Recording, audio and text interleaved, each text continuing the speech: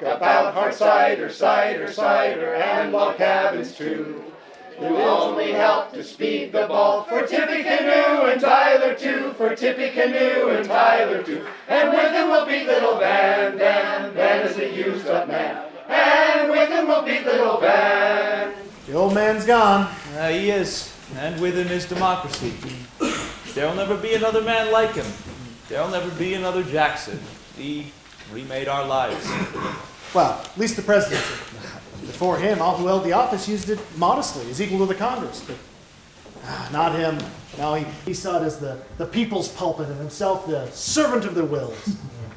The address he published recently. You saw it? Oh, yes, I did, and I marveled at its cogency. May he who holds in his hands the destinies of nations make you worthy of what you bestow upon him, and enable you with pureness and with ceaseless vigilance to guard and to defend to the end of time the charge he has committed to your keep. You memorized it? Oh, yes, I thought it was worthwhile remembering. Oh. We shall be kept on, I trust. Myself at State and you at Treasury. Well, Van Buren would be a fool to let us go to trifle with success. I mean, such continuity is crucial if he hopes to govern with the same support Old Hickory had. The country's in love with Jackson, and Van Buren won the vote because the old man backed him. To keep his cabinet undisturbed is elementary. I mean, Van would be a fool to start his term out by trying something new. And here he is. Oh, and that hero at his side.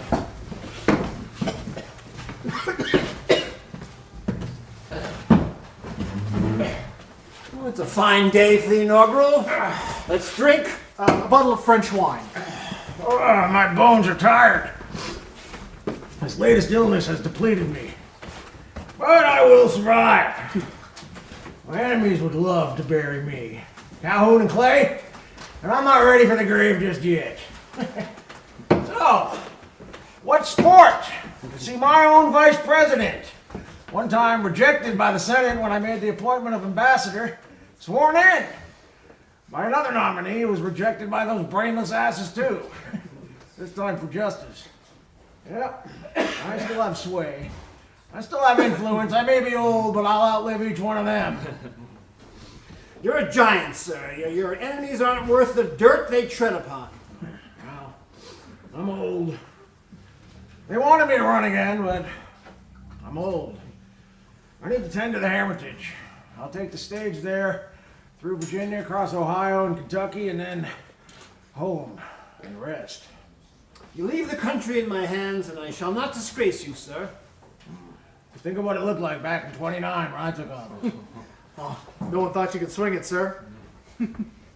No, they didn't. They were appalled.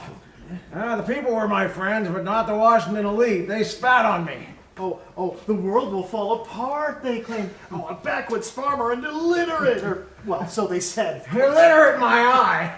Those veto messages disproved it. They live on. Your reputation's solid.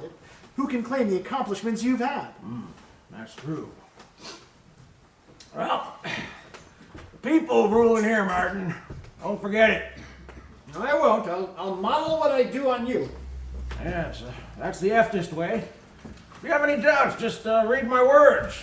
They're there for all to see. And don't let Clay or Webster or Biddle or Calhoun push you around. They'll try to. Now they'll think because I'm gone they can take control.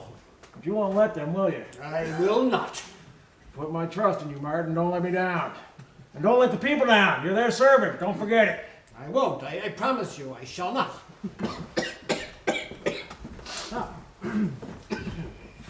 Let's have a toast. To he whose presidency remade this country. And to he who will continue on with this legacy. Yes, here, here.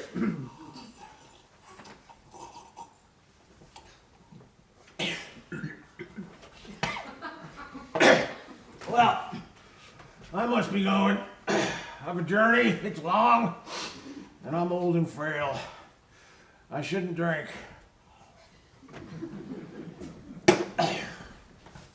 Martin,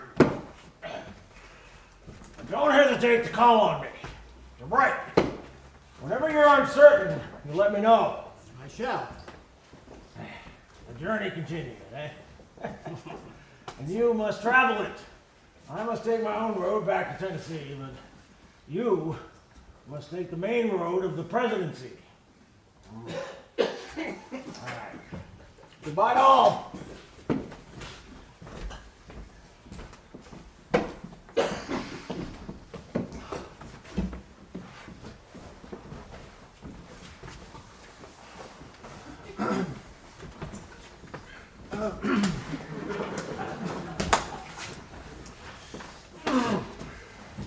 Well, can we have that chair back, please? Well, I shall keep the cabinet as it is.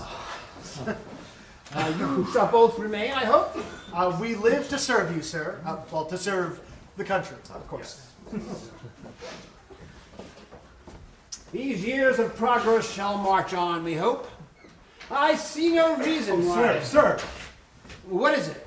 there's a panic down in New Orleans. The cotton market has crashed. Good Lord? I was afraid of this. You were? What does it mean? The country runs on cotton. If the New York banks react to this by tightening credit, it could ripple through the economy and cause a devastating collapse. Well, why wasn't I told that this might happen? Well, you were not the president. I mean, who tells the vice what's happening? I've been the nominee of Jackson's party for a year, and since November, president-elect. Yes, well, that may be so, but being president and being president-elect are not the same. What, was Jackson made aware of this? The man is old. And set in his ways, his worldview's unchanged by events. Yes, that's how he managed re-election, and that's how he stood up to the second U.S. bank. I mean, well, surely you recall all that. Do you mean the U.S. Bank might have forestalled this panic? Well, yes, it might have. Hard to say. What a bogeyman it made. God, it did. To rail against the bank was genius. It was Jackson's genius. Call the Congress back at once. We'll have a special session to address this situation. I will not have chaos as my mistress when I rule. Yes, you should put out a message. Blame the banks.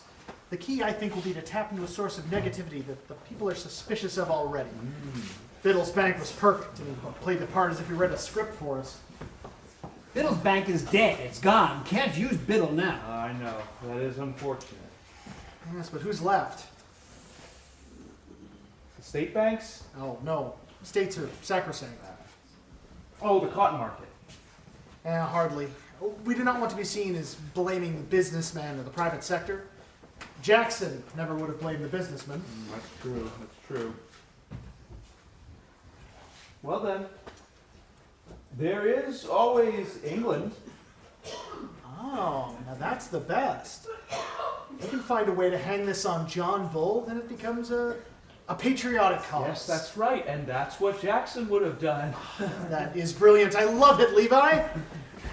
Wait a minute. How do we resolve this? All you seem to care about is blame. But how will casting blame improve the economy? If panic spreads from the banking world and honest working men lose their jobs, who cares who's held accountable? People lose their jobs and Washington ignores a real solution, but instead unloads it all on England? That's no way to govern. Sir, if I may. You may think so, but it worked for Jackson. I mean, he remade the presidency. He showed us that what's important in this office isn't truth per se, but, well, how the truth is characterized, and how to frame the issues in a way that ordinary people can relate to, and to see their president as their protector and supporter. Now, there may be a panic, and the banks may fail, and yes, some people may suffer greatly, lose their savings, but if we can frame debate by blaming others, more specifically, tap into a source that people are inclined to hate already, such as Jackson did against Biddle and the bank, then we have gained an edge. If we place too much focus on reviving the economy and not enough on fixing blame, a blame which our constituency can with ease relate to, we will lose the next election, sir. It's no coincidence we've been in power for 8 straight years. Through booms and busts, through ups and downs, the people want a fighter. All they care about is that their president is fighting for their interests against some force of evil that we can point to and revile. With all respect, sir, truth's irrelevant in government. And Jackson showed this to us. You were part of that. You helped him to the job that now you hold. He showed us that what's necessary is contrast, party discipline. It's loyalty to causes, not to truth and facts that count. For what is truth? The truth is, no one knows what causes a panic such as these. I mean, who knows? The country doesn't want to have a deep discussion of the causes of their ills. They'll go to sleep. We want to wake them up, not bore them half to death with policy. Well, to hell with policy. We'll die here if we concentrate on policy. The way to be successful in this office, in this country, is to tap into a cause that's elemental in society. Suspicion against the rich, against elites, against the moneyed interests, or best of all, against foreigners. Provoke a war. What? Not necessarily of arms. Be more benign than that. No battles need be fought on land or sea, but more in the mind of every man. Misfortune must be blamed on someone. All our ills are not our own. We were free of chains imposed on us by someone else. I mean, you see how it is. It's Jackson's brilliance that he saw all this. And now, we're left to reap the harvest of those years which he stood and parroted the people's vitriol. This panic is a consequence of that. All I know is that you cannot blame this on Jackson. No. Even if he is at fault. They'll line his journey back to Tennessee. Hold their babes aloft, whisper in the ears of children. There he goes, the hero of New Orleans, our savior. Tears will cleave the general chief. Prayers will leap across the land for him. The people will eat clay and worms, inter their wasted relatives in unmarked graves, forfeit all fortunes, banks will fail, family farms and homes destroyed. A great depression shall consume the land. Beneath the dust of tragedy, a voice will still be heard. Old Hickory, I hope he's well. He understood us, cared for us. He loved us. With this thought, they will die before they blame him for their misery. Call the Congress back at once. We'll have a special session right now. I will not brood alone and play the dunce.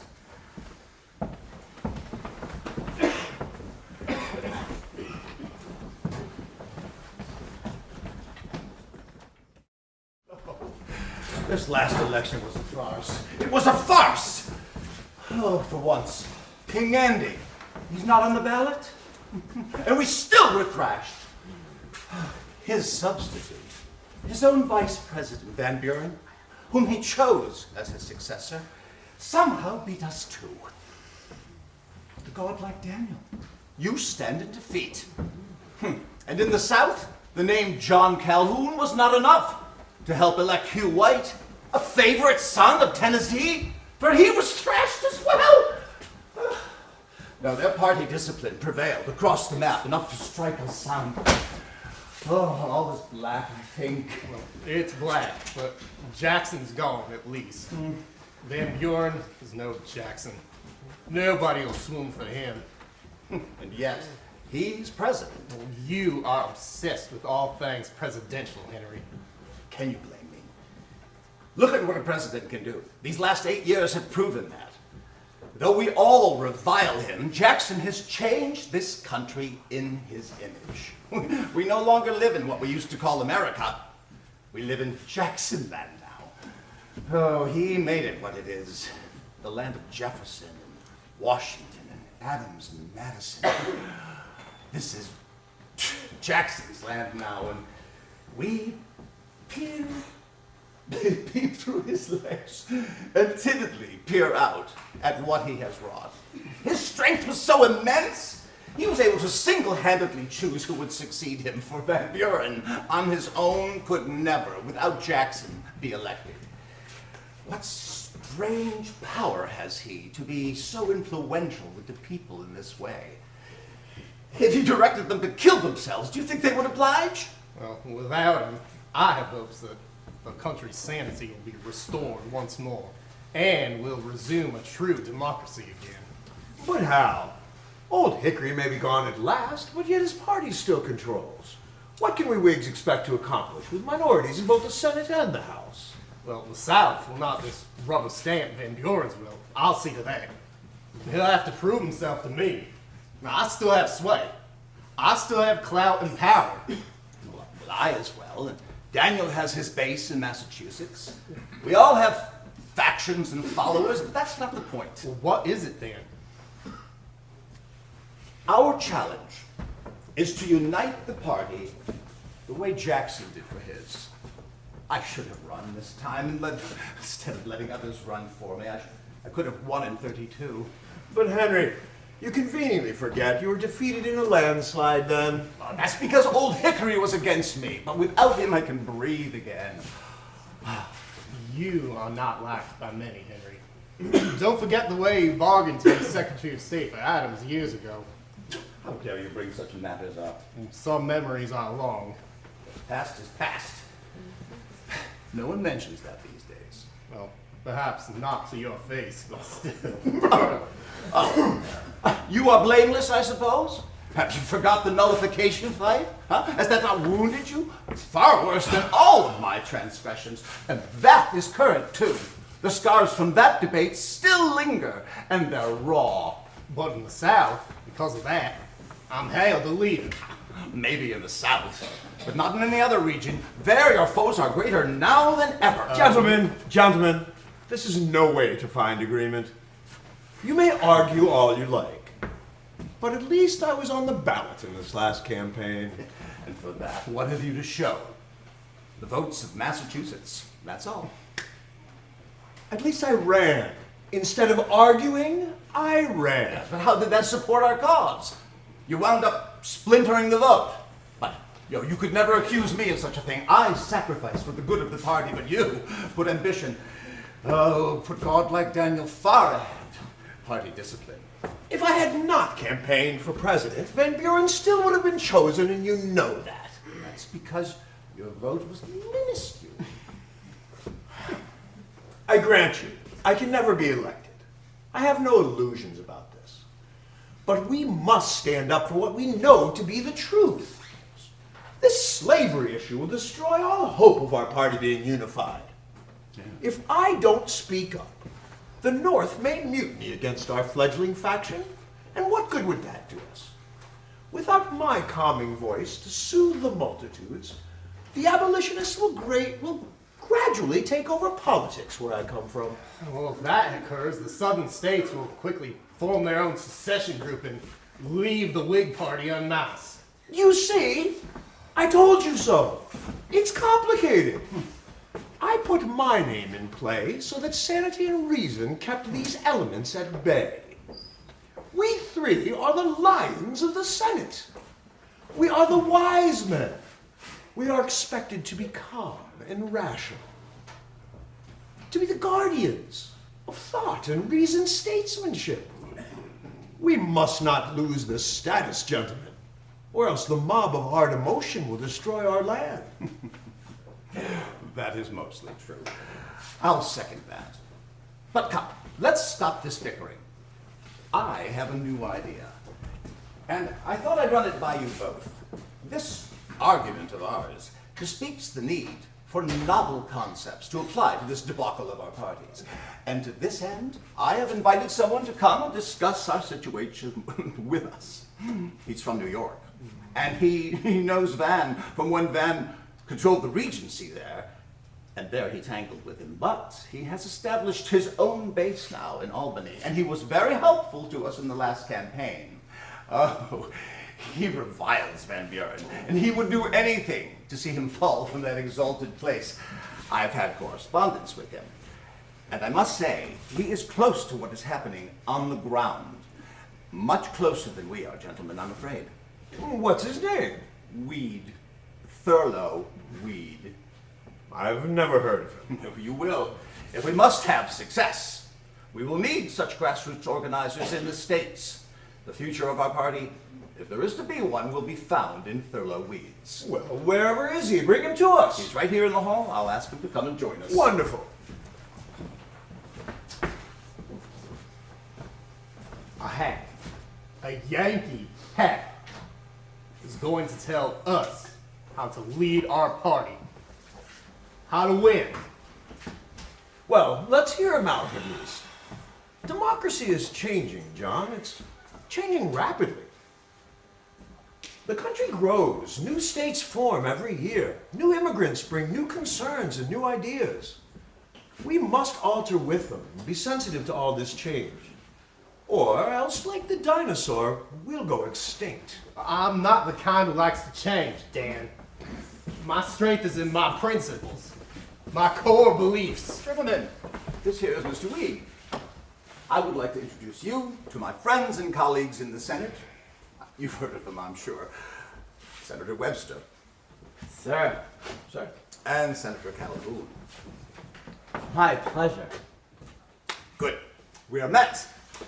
I have invited you today to talk to us about the election past and what you think our prospects are in the future. I should tell you, Mr. Weed is the editor of the Albany Evening Reporter, a very important paper in your state, am I right? It is. I blush to say it, but it is. With all due respect, sir, I find it hard to understand how editors can tell us how to run our party. I have no intention of telling you how you should run your party, Senator. Let me make that very clear. Well, we'll hear you out if you have nothing else on the agenda today. I must admit I'm skeptical as well, but he has quite a history with our Van Buren, and I understand he has done amazing work registering new voters for Whiggery in New York.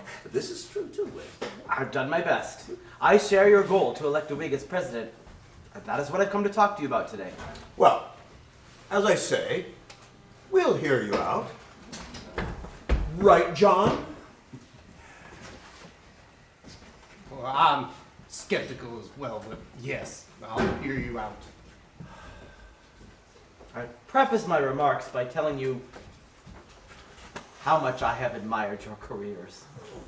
In my opinion, never in the past have we been blessed with such an eminent triumvirate, and we are fortunate to have our party led by such great men.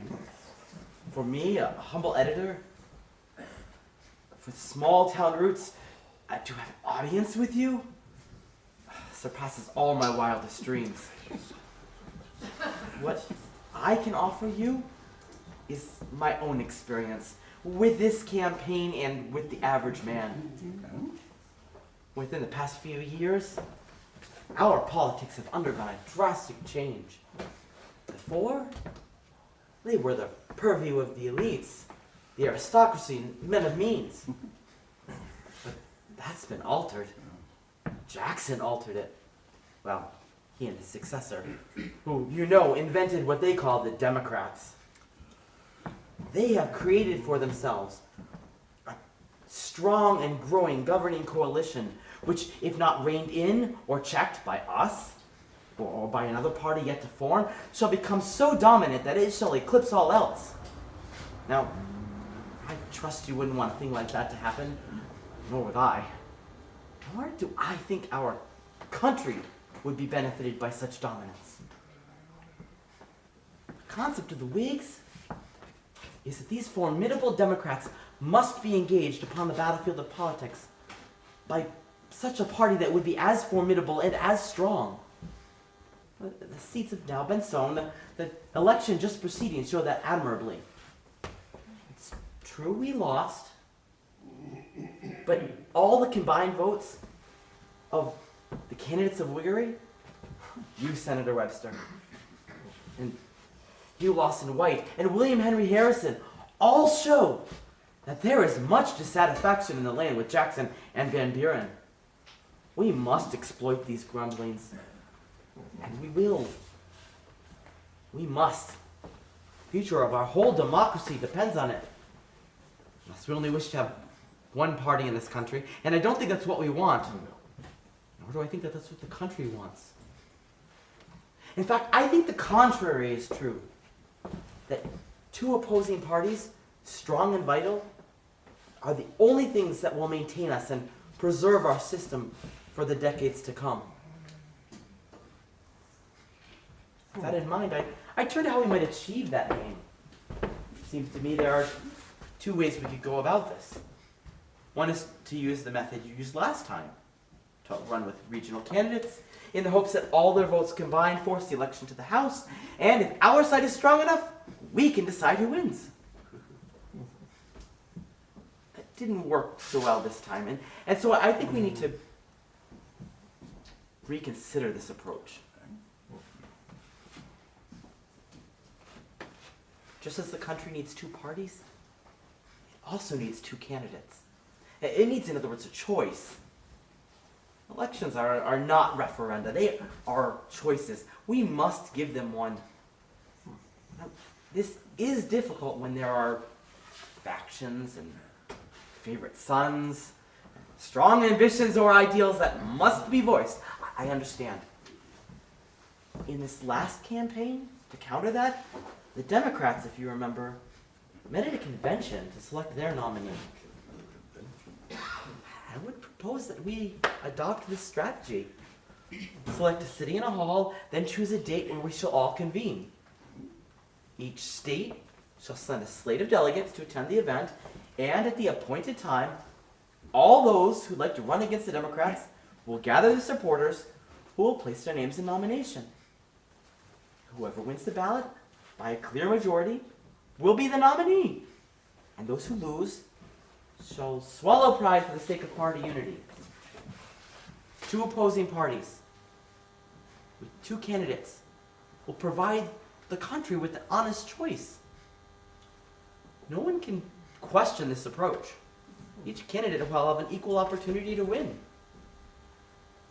The ballots shall be public. Our convention's voice, unquestioned, shall be clear, and no one will contest the nominee, since no one can find fault with the way the ballots were cast. Our nominee, therefore, will be much more likely to engage the Democrats with viability in the fall and be victorious. This is the only way our party can win, I think. By copying the methods of the Democrats and using their techniques against them.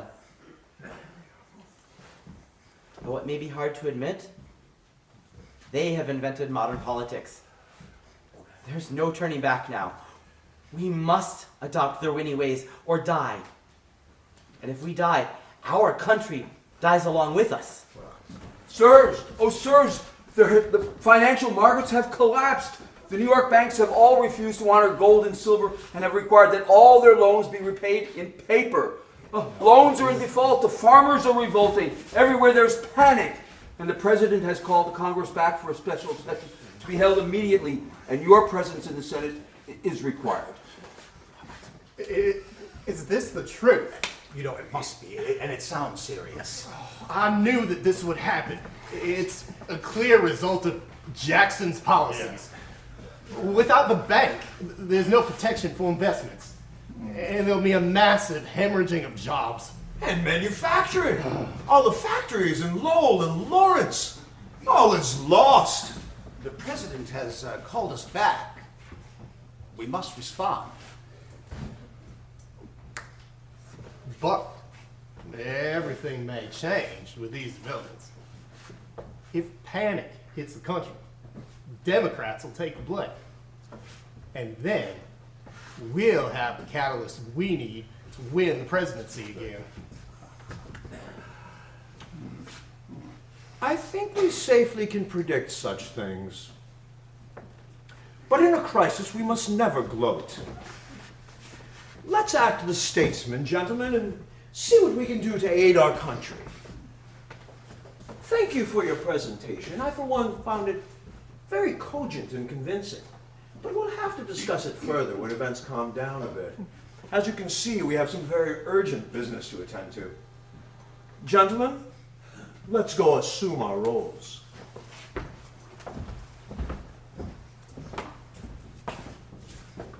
We thank you for your presentation. No, sirs, I thank you. This visitation wasn't for you, it was for me. Senators are old. They're past their prime.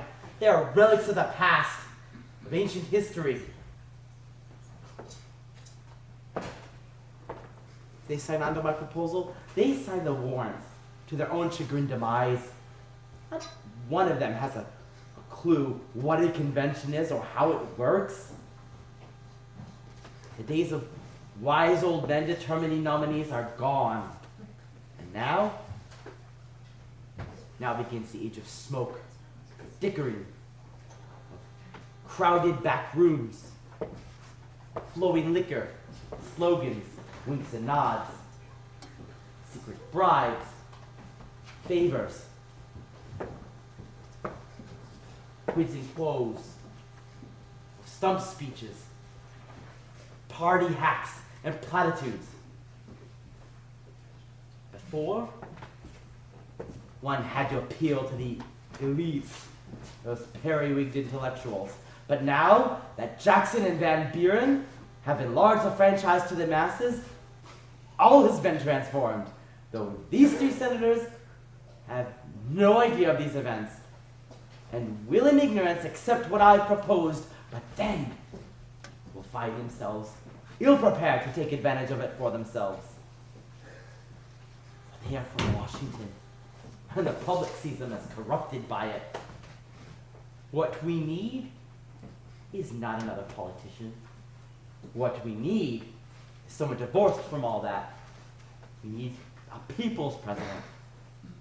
Van Buren's here because Old Hickory selected him himself. But now, he's gone.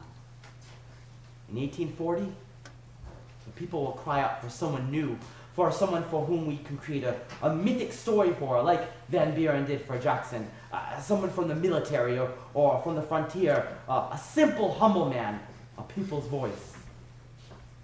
Gone are the days of the elites. They are fading out.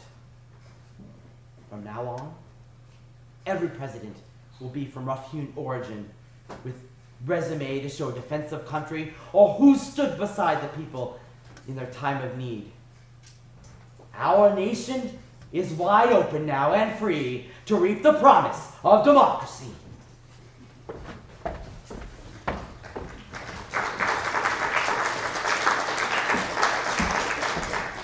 He sends me letters all the time. Here's the latest. Mr. President, I know the situation's dire. The country looks to you to make it right. Don't give in to all the pressure by surrendering the ideals we have fought for. Stay the course we too have taken in the past. The banks will want assistance. They'll use this mess to push for paper as opposed to gold. Don't let them. They're corrupt. You must hold firm against their diabolical designs. Make sure you stand against the system that has caused this panic in the first place. Do what I would do. Don't tremble, and by all means, don't give in to the coercion of the banks. That sounds like him, that ringing voice, that lashing tongue. Yes, Old Hickory's still got spunk. Yeah, what's needed now is a strongly worded speech. Ah, yes, we can deliver this to Congress, which is back in session now at your command. What's needed, boys, is action. We must solve this problem, not make speeches. But you must appeal to ordinary citizens if you hope for re-election. I don't care about re-election at this moment. What I care for is prosperity and what we can do about it. Well, you heard the man. Stay true to our ideals. Don't give in to Biddle. Or don't give in to the bank's demands. Yes. Of Biddle, though, he's put out a circular recently. Here it is. Look, the causes of this crisis are the wars against the bank. Recharter it, I say. Without the bank, there's no protection for the failures we have seen. Now, I'm ready to resume the role of savior to the banking system once again. Let's use this crisis wisely to correct the excesses of the last 8 years. So that's his plan then, to reverse the course we've been on? He blames everyone but himself. I mean, what nerve? It's his policies that helped breed this crisis in the first place. We'll not cave in to Biddle. Not ever. No. Politically, the situation is most delicate, as I'm sure you're both aware. On one side are the papermen, who think we should repeal the circular requiring federal lands be paid in gold. Ease up supply of money, they all say. On the other side are the gold enthusiasts, the purists, I will call them, who suspect the moneyed interests and would rather see us tough this out. These sides are adamant. If I choose either, I'll lose support. That's elementary. The system has failed. We must do something. The people need relief. The farms are bankrupt. Factories have stalled. Our trade has dwindled. cotton has collapsed. The response of our government is limited because our revenues are tied in with the banks. But I won't give in to Biddle. That's been tried before. He was granted too much power. I'll agree with you on that. I won't let him control our whole economy. That's too much clout consolidated in one place. But we can use this crisis to advance a new idea. Divorce of bank and state. But if we created a sub-treasury where the revenue the government takes in is kept within control of the government instead of in these banks whose failure gives us little option to provide relief in times of crisis such as this, then we'll have flexibility of finance much better than we have right now, and this, I think, will start us on the path to right the economy again. What think you of it? Well, it seems an admirable idea to me. It may not solve this current crisis, and it will cause much debate in Congress. Oh, yes, I'm sure it will. I realize that. Yes, no. It will require a new approach to government than what we've seen so far. The banks, who have for years been depending on these federal funds, will cry afoul, I'm sure. And many others will, quite rightly, be skeptical that government can manage revenue as well or better than these private banks. But if this crisis teaches anything, it's that government is powerless to do anything unless it has control of its own funds, unless it sets its interest rates itself. I must confess, these currency debates, though interesting, do not appeal to me right now as much as structure does and rules. In other words, who owns the treasury? Is it the people through democracy, or do financial institutions and their boards decide where our government invests? But it may take years to change the way we look at our economy. No, sir, we don't have years. The elections will be here before we know it. Yes, I realize that, but there is no quick fix. No matter what we do, we're sure to alienate some block of votes. There's no magic wand. When crises like this occur, the damage has been done already, many years ago. We can't undo what's done.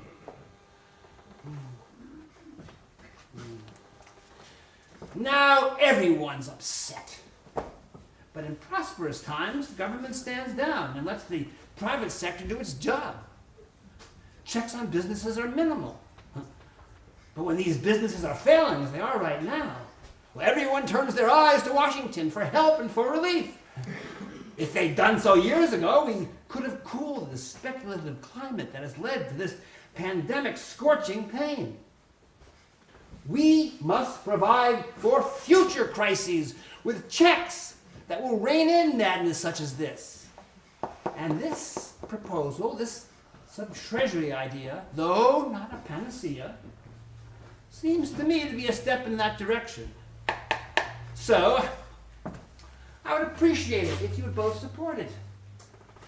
You're both prestigious men with solid ties to the banking industry and to markets, and your support will smooth the way.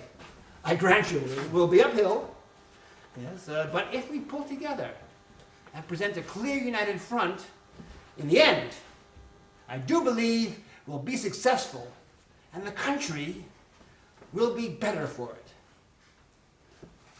Are you with me? Will you both commit yourself to this approach?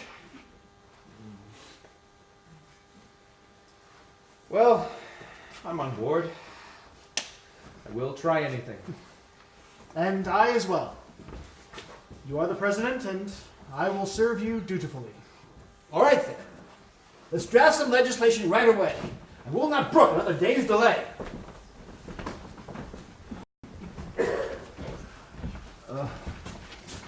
The president's bill. It reveals how desperate he is.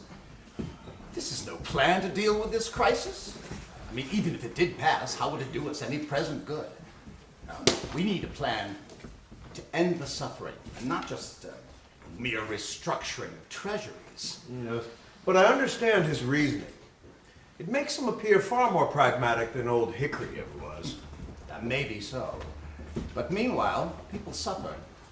And the more they do, the more our prospects brighten for the next campaign.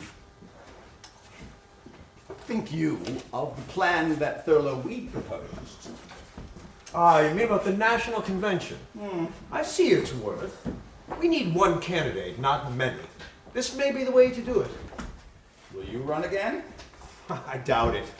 I'm exhausted from the last campaign, and I'm not a true consensus builder. Will you? I sense it's my time. Oh, for years I have stewed. In 32, when I did battle with King Andy, it was all uphill. He was too popular for anyone to beat. But now the time is right. For Van Buren, with the economy in tatters as it is, he'll never last. And no proposal such as this, or any legislation, would be felt in time to change that calculus, so I will run. And this time, I will make it. I'm convinced. Be careful what you wish for, Henry. Or if you're won, you also would inherit this mess. Who cares? I only want to win. The presidency has always been my one and only dream. When I ran for office years ago, I longed for it. And when I was turned away for Secretary of State by James Monroe, I seethed. Then, when I won that office by a shrewd design, I saw it as the pathway to the White House. But when Jackson won instead, my hopes were dashed. Then, when he beat me in the next election, I grew more upset. 4 more years? 4 years of misery, while he grew more and more beloved. Well, now, with him off the ballot, I assumed I'd win. But once again, my plan was foiled. My coalition faded, as the one you and White and Harrison burned bright. But I consoled myself by thinking that, or hoping, that the vote would be so close that the House would decide the victor, with myself positioned as I was in 24 to resume that state, or something else more appropriate, by providing the needed margin of support. But alas, that plan was foiled as well, for Van Buren won by such a healthy vote that Congress had no role to play at all. And so here I am, in Congress, as I have ever been. But this crisis changes everything. And now my star shall shine, and I will go to this convention with a sense of confidence that I have never had before, and I will be the nominee, and I will be the president at last. Well, I see you have it all figured out. Though we've tussled mightily in the past, I wish you luck with your ambitions. No one has campaigned for the presidency as much as you have, Henry, and with no result. Perhaps you're right. Your time has come. And as for me, I'd like nothing more than to have the job you used to have at State. No job interests me as much. I long to work on policy without the constant nagging of constituents for once. Let's hope you win, and I can be your Secretary of State, if you'll have me. Oh, let me get elected first, and then we can talk. I must be single-minded here if I intend to celebrate next year.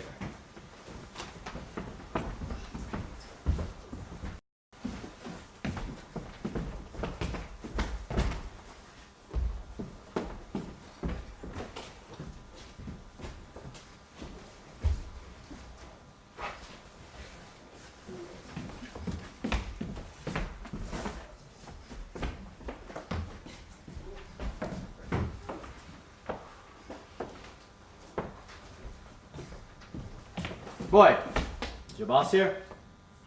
Mr. Greeley, sir, he's in the back room, setting type. Do you wish to speak with him?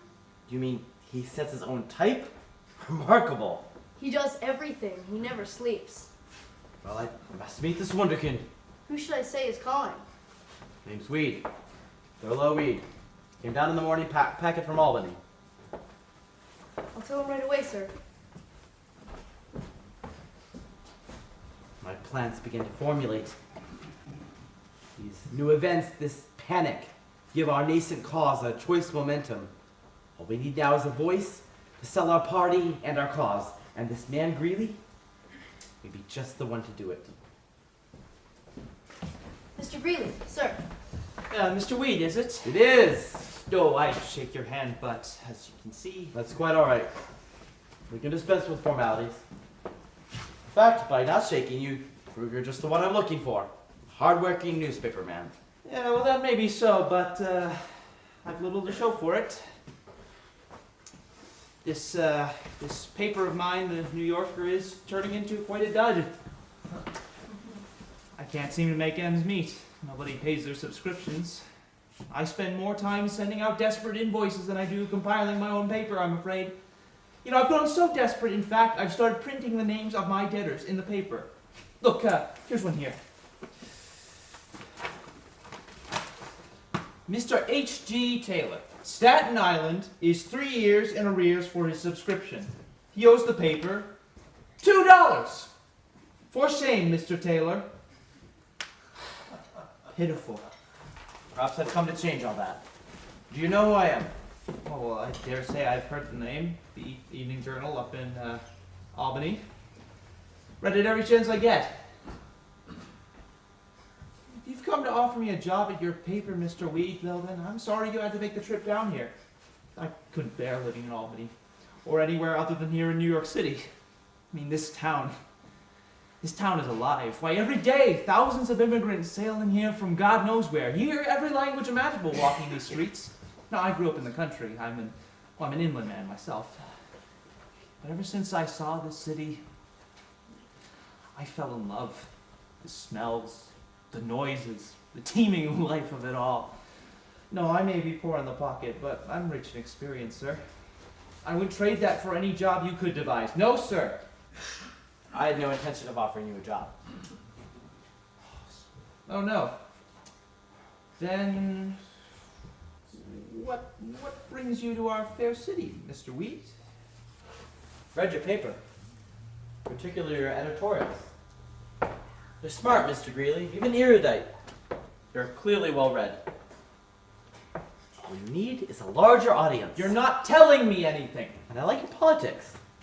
You're anti-Jacksonian for the most part. Yeah, well, I just don't like anybody who has that much power. Nor do I. As you must know, I'm the nominal head of the Whig Party in New York, and I aim to elect the next governor, William Seward. You know him? He's a very honest and decent gentleman. If he's elected, our party will be poised to win the election, to win the state in the next election. And with New York, perhaps the country. This is all very interesting. I'm always interested in finding an exciting story. Is that what you came down here for? To give me an exclusive scoop? Not quite. How would you like to start a new newspaper? A new newspaper? Why, I just told you I can barely keep this one going. I'd seed it for you. Give you a boost. Oh. You will? But why? What's in it for you? I need a voice, a mouthpiece, a vehicle for getting the Whig message out to the masses. Newspapers are the way of the future. And whoever controls the newspapers will control public opinion. We have a unique opportunity here, Mr. Greeley, an opportunity for a remarkable partnership. With my political acumen and your instinct for news, we can create something never before devised. A newspaper that is the voice of a party. A newspaper that elects a governor, perhaps even a president.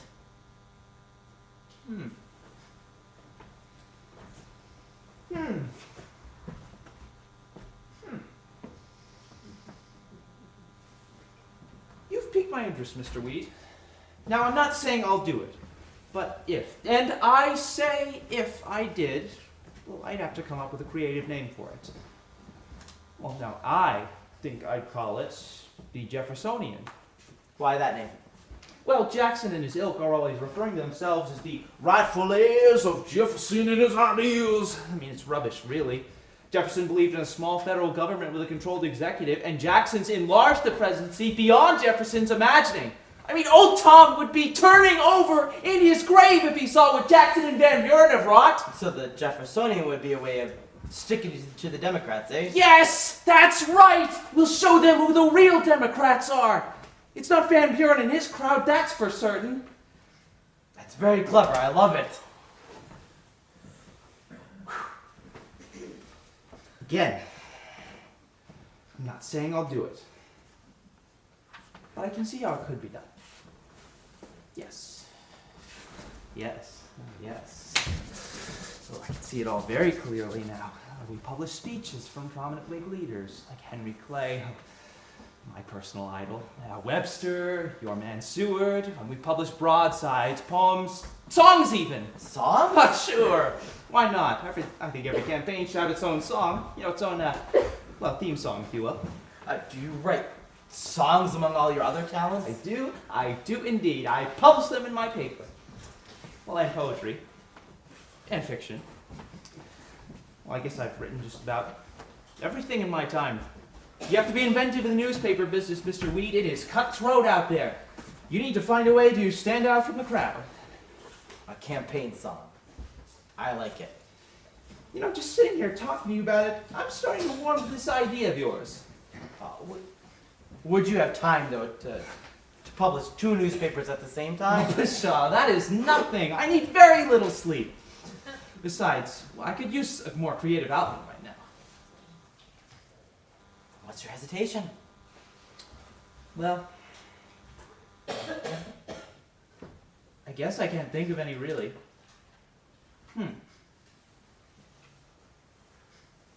All right then, I'll do it. When do we start? As soon as you like. But we must distribute it as widely as possible. Well, that's no problem. I take the boat upriver every morning before dawn. I like to get to the Albany papers before my competitors do. I knew I had the right man. You came along at an opportune time, Mr. Weed. I was in despair, and, well, worse than that, I was getting bored. Life was getting a little too dull for me. This sounds exciting. Glad to hear it. I look forward to our partnership. Now I will shake your hand, Mr. Greeley. Oh, call me Horace, but, well, I warn you, my hands are still wet from the press. It'd be my badge of honor to share the ink of our mutual profession. Pleasure doing business with you, Horace. And with you, Mr. Weed. I'll see myself out. Good day to you, Horace. And, good luck to the Jeffersonian.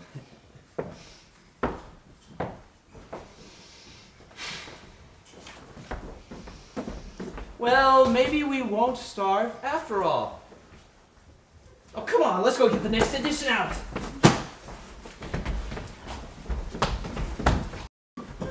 I called the Senate leadership for 10. Where are they?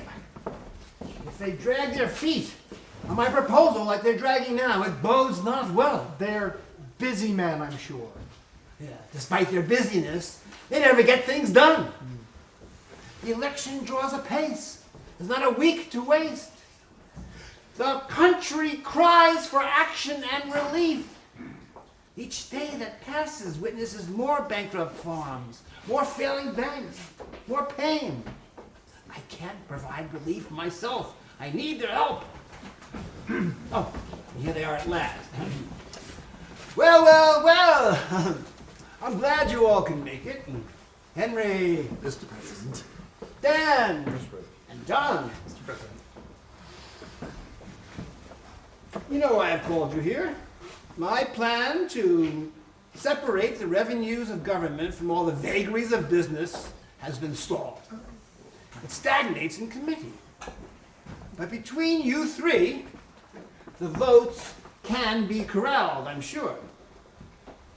If you each decided to prioritize it, it would be. So, I'm pleading with you. Put this first.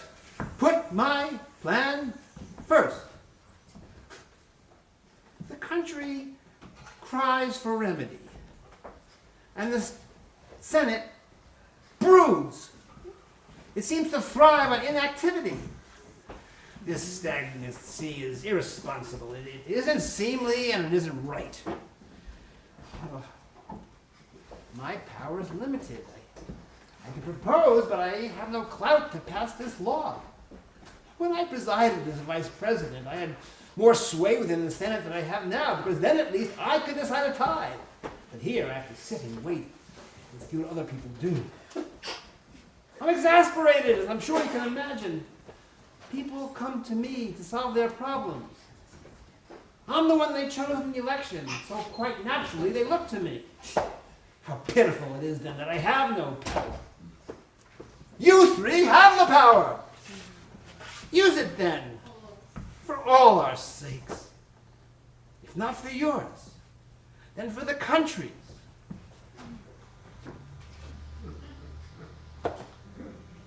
Do the thing that's right. For once in your careers, do what's right and statesmanlike, and turn away from partisanship and sectionalism. Well, I beg you, help save the country from itself. I welcome this encounter. I think it's good to have a fair and honest talk about such things. Because you live in this prestigious mansion, you are not aware of the complexities of Senate rules, or the polarization in the well. There may be consensus in your mind, but there's no consensus there. Just strong opinion, one either for you or not. There's very little middle ground these days. This decade past, the parties have dug in and a little more each year, so that now they're quite apart on everything. Not just your proposal, but on other issues too. The Senate has always been a crucible of hot debate, but I've never seen things as bad as they are these days. I'm not that interested in history. What's past is past. But we control today. If there's no consensus for my plan, then there must at least be an agreement on the need to act. Let's start with that. Let's start with what we have. All right, my plan isn't perfect. So then let's compromise. Let's find those points on which we can agree on and start from there. But we must act as one and not as enemies. I will not stubbornly refuse any suggestions if the country is improved by what we do. But we must act as one and not as enemies. Don't you agree, Dan? You're not averse to compromise. I'm not. I'll listen to whatever's sound. In Massachusetts, people suffer as much as they do anywhere. Well, let's start from there. What's wrong with this idea? This new sub-treasury? What's wrong with that, I ask?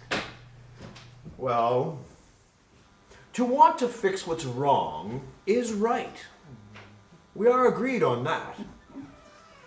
But with respect, sir, many people are suspicious that divorcing our government from our financial institutions makes the public sector powerful in ways that were never intended, and removes the vital national alliance that has served our country well for years.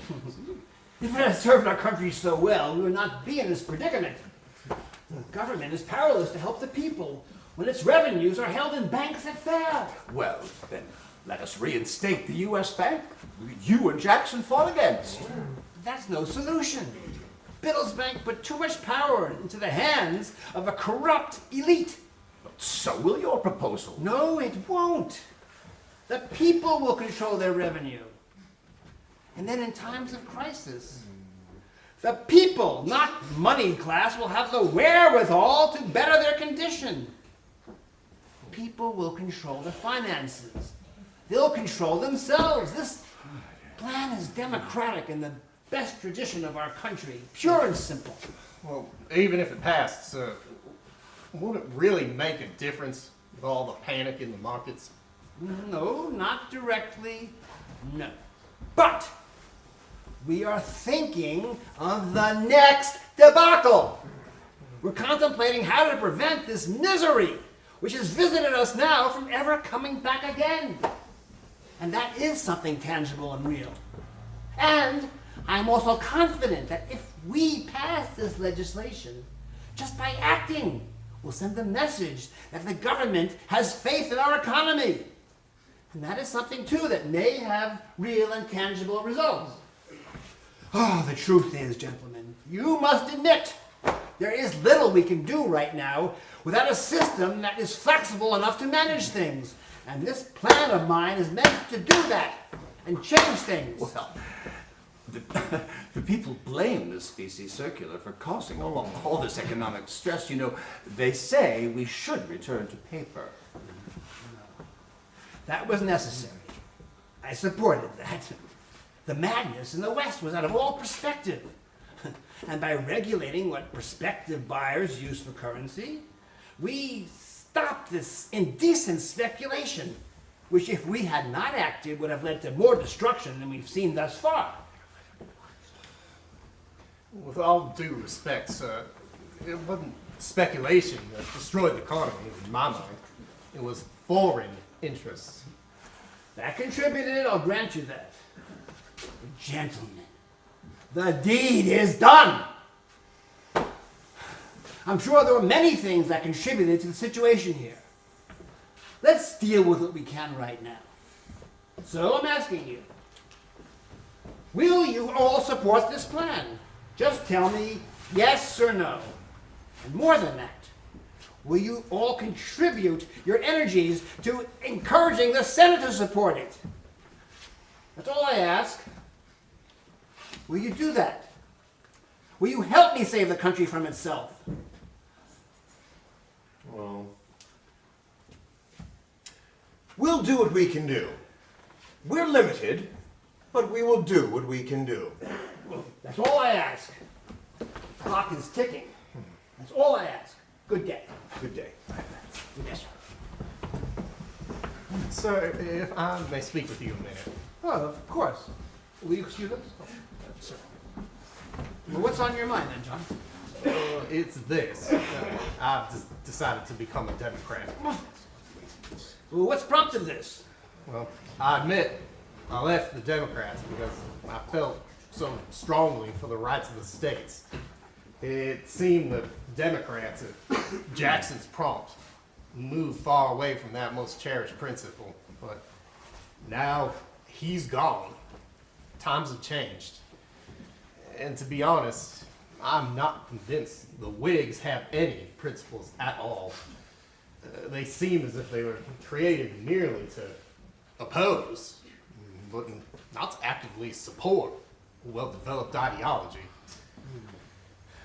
This troubles me. Too many people wish to join this party like it was a fad, a new device, the latest fashion craze. Whig Party is a party of strange bedfellows. A whole quilt of oddly shaped alliances.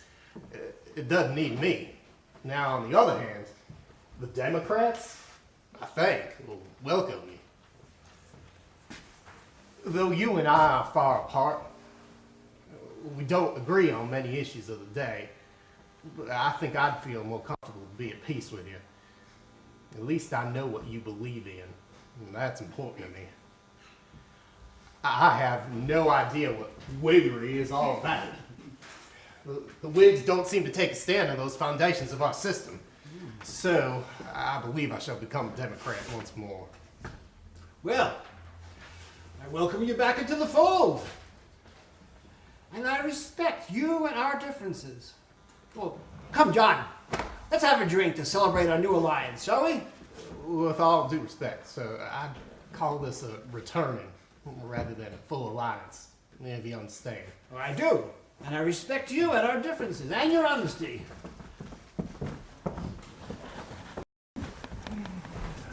Oh, of course. We'll say what we will say before him. But we'll do what we will do when he's not here. I'll support the bill, but temporarily. And if he questions me, I'll just shake my head and blame my colleagues, not myself. Well, All this division actually feeds my plans to win the presidency. What possible gain is there for me to help Van Buren? By helping him, I hurt myself. If the legislation passes, I wouldn't get the credit. He would. He'd be lauded for its victory, not I. Now, it doesn't make any sense, not to me, not politically, to help my enemy achieve his goals. That's suicide. Could you go out and see if I have a visitor? I'm expecting one. Sure. Thank you. It's time now to plan my strategy to win the presidency. For by stalling here, the fight continues on in the Treasury, and that's good, because when that's going on, I will be out amassing pledges from the leaders of our party, and that process begins right now. John Tyler. Mr. Clay. Oh, how good to see you. Likewise, I'm sure. Oh, sit. Would you like something to drink? Oh, a cup of tea, perhaps. I've ridden far. Go from your estate, yes. Yes. Williamsburg. A jostle, I'm afraid. I'm sorry. Trip was hard. John, you and I have been old friends for a very long time, and I've never asked you for any favors, have I? Not that I recall. Well, I'm asking now.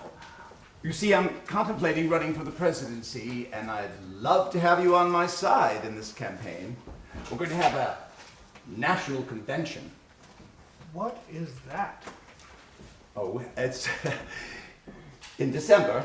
The party will convene in Harrisburg. There will be some nominations. Every state will have a delegation, as I understand it. Why, you might be a delegate yourself to represent the Old Dominion. Anyway, I'm trying to show up my supporters, and I was wondering if I could rely on you to help me. Oh, flattered. Do you think I have any sway or influence? As many people hate me as respect me. That's not true.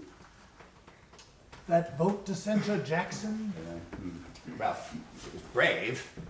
You paid a price back home, but you endeared you to the National Party. Maybe, but then the Force Act. That was most unpopular. Well, again, that was courageous. You stood up to power. You're looking at this much too rosily. I'm not loved, but then I don't pretend to be. You're honest, you're forthright, and you're solid, and you're true. Sound just like an oyster in the James. But will you support me? I guess I will if it comes to that. Oh, it will. It will. Ooh, I aim for the big one this time, let me tell you. It's always been next time, Henry. Well, this next time is now at last. I'll do what I can for you. Oh, that is all I ask you. Let's go have that tea.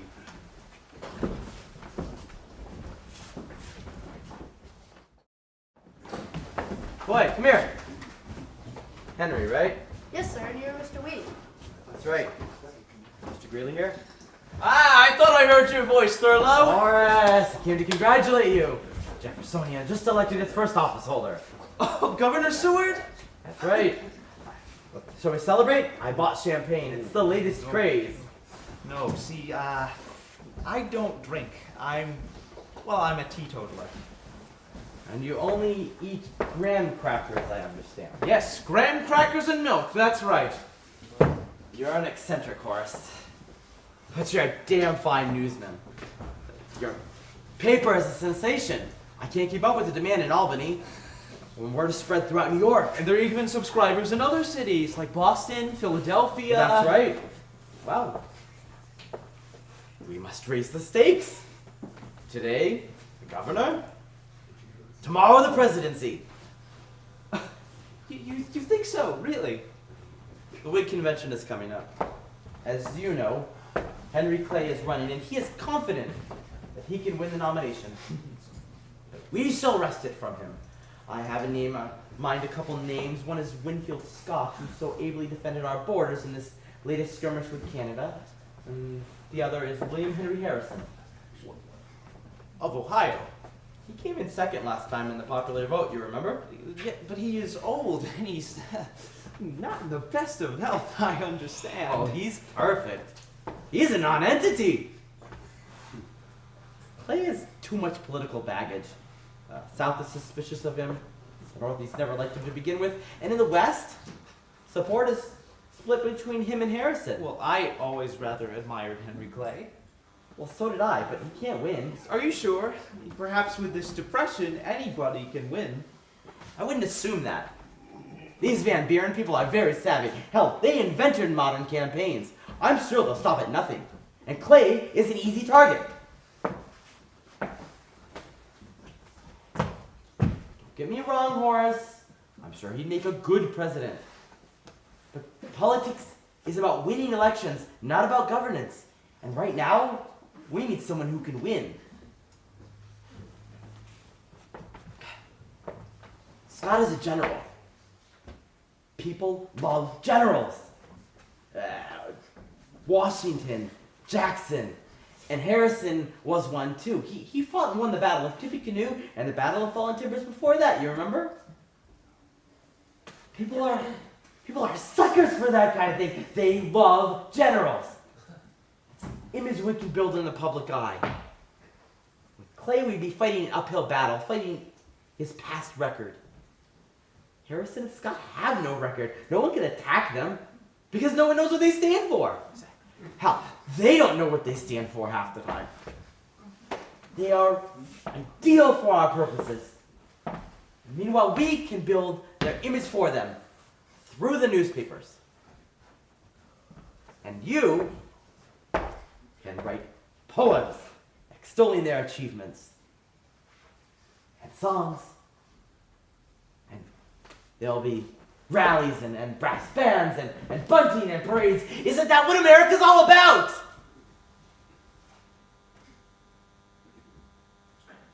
Well, I'm on my way to Harrisburg to be a part of the process. You should come along too, of course. Well, hold on now. Who would run the papers? You could bring your case of type. We could set up an arrangement with a local printer. I'll foot the bill. But we need to report on events as they happen. This will be the most important political event of the century. Mark my words, Horace. Politics will never be the same again. Wait, no, I'll go with you. For where news goes, there I go. Well, and I do love a good knockdown drag-out fight. That's the spirit. Oh, now, come on, let's go celebrate. You with your graham crackers and milk, and me with this bottle of champagne.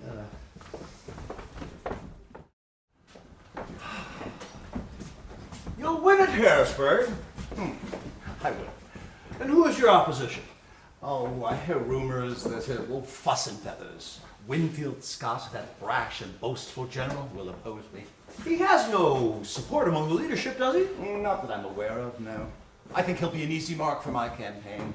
Why, he knows nothing about politics, and I have favors to bestow and debts of gratitude that I'm entitled to. He'll be a pushover, I'm sure. I see. Who else is running? I've also heard that William Henry Harrison might be a candidate. Again? Yes, he lost last time. So did you. Well, he did get more votes than I did, though. Who cares? Like Scott, he's a neophyte in politics. My friends will see that I am nominated. You have enemies as well, though, Henry. I know that, but people owe me, too. Well, who's representing you at Harrisburg? I have no operatives, if that's what you're implying, but I have written to those who say they're attending, and they assure me that all is well. And yet this method has not been tried. Conventions are a novelty. Anything could happen there. I doubt it. What could happen? People vote. And I know these people. People are still people, Dan. Yes, but get them all together in a hall like that. With the dickering and the deal and the pressures of the race, quids and the quos. It's like the Senate, Henry, only worse. Without the protocols and rules to keep us in boundaries, who knows which way the wind will blow in Harrisburg? Perhaps I should attend. No, that would be unseemly, actually. I would end up here desperate and undignified. That might be so. No, I will remain aloof, and I'll just wait it out, and I'll be calm, and I'll be composed. I'm sure I'll win. These generals know nothing. They're military men. What do they know about running the government? Oh, they may know how to lead their troops into battle, but what do they know about politics? It's laughable that they would both oppose me. I've been in this fight for freedom and liberty all of my life. The War of 1812, Ghent, we negotiated the peace. Compromise of 1820, that was my achievement too. I served at state. I was the founder of the Whigs. Then I ran in 32 opposing Jackson. Yes, my time has finally arrived. With all this unrest across the nation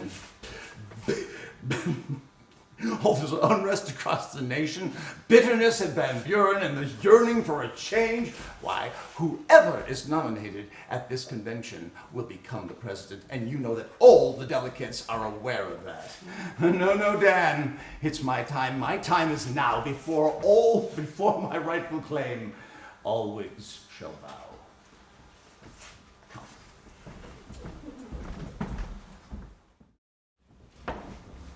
We're in Harrisburg, at last. Now, we shall see what we shall see. Whoever wins this nomination shall become the president. The Jeffersonian shall see to that. With another tactic I haven't told you about yet, Horace. This Winfield Scott is but a stalking horse for another, sort of trial balloon. I'll put his name in nomination and see how he stacks up against Clay. If he can't win, that will tell us something. Tell us neither man can win. Neither man can be the nominee. Well, how so? Conventions are complex. They are the national mood writ small.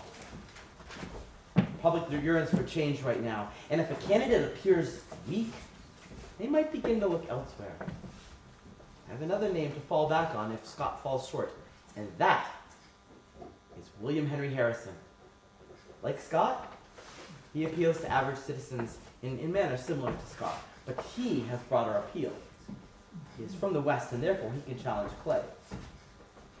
If Clay cannot win the nomination on an early ballot, and if Scott comes up short as well, this will diminish both of their appeals.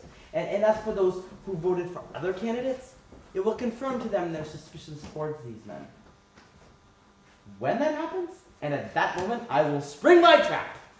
I will float another name, the name William Henry Harrison.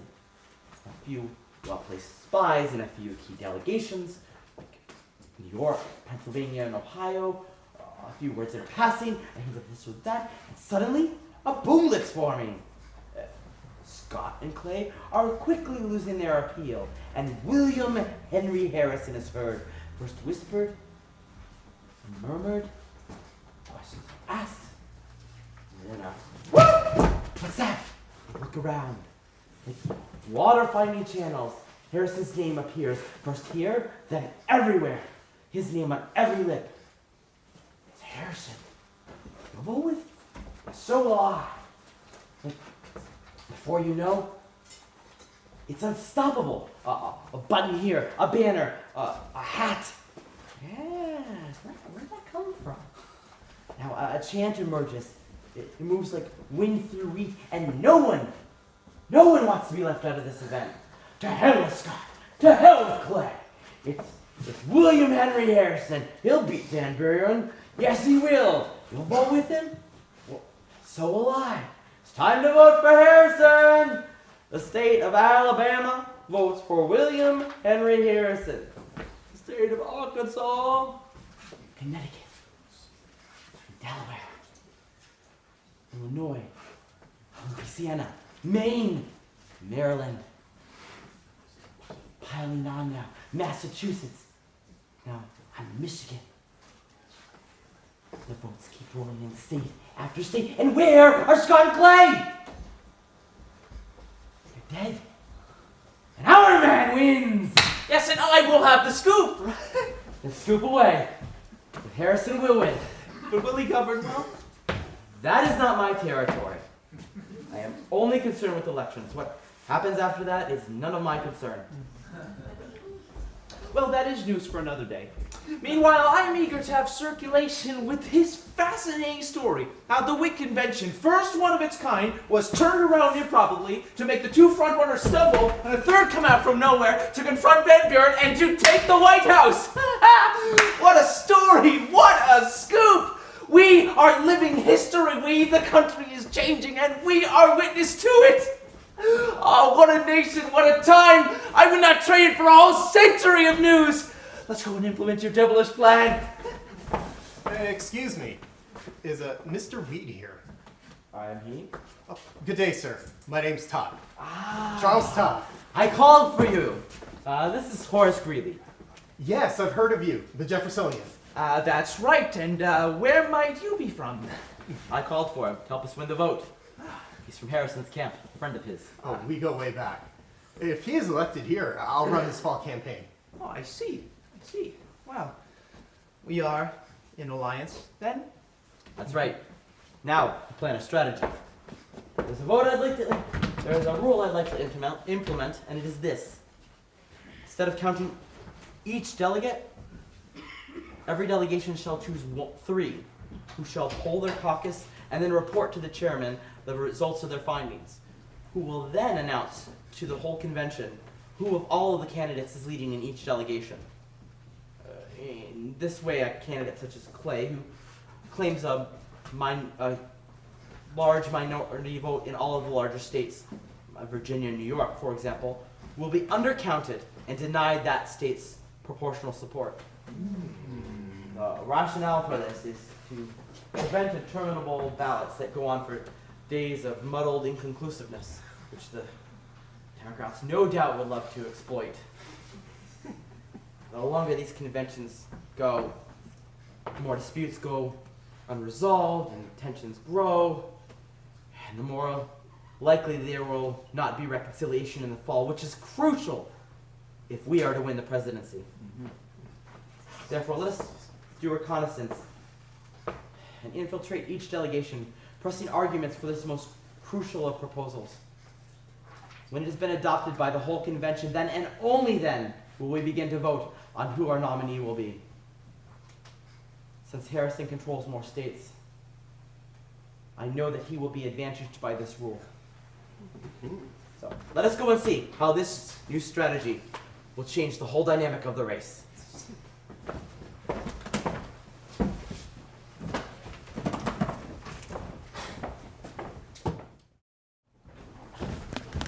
Is there any news from Harrisburg? Oh, no, too soon.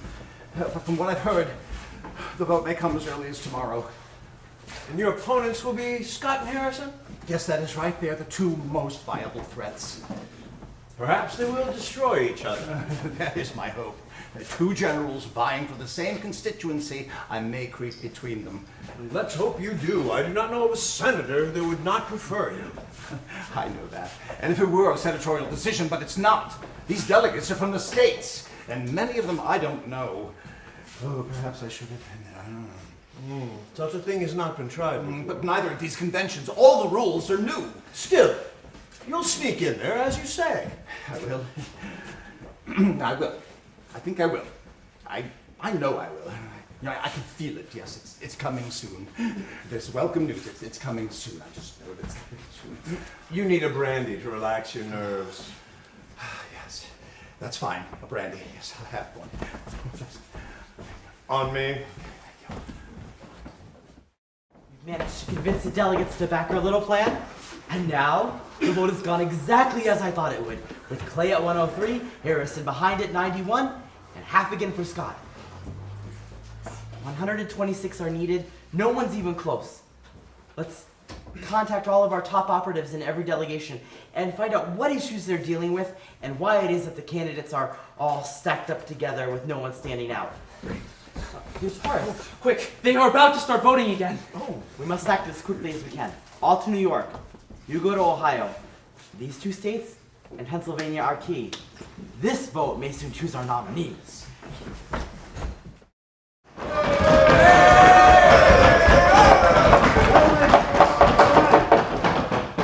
New Jersey.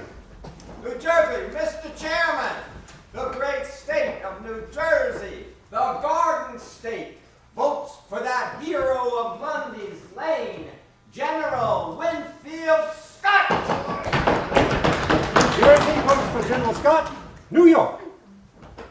Chairman, the state of New York casts its 42 votes for that admirable American soldier, General Winfield Scott. I'm sorry, General William Henry Harrison.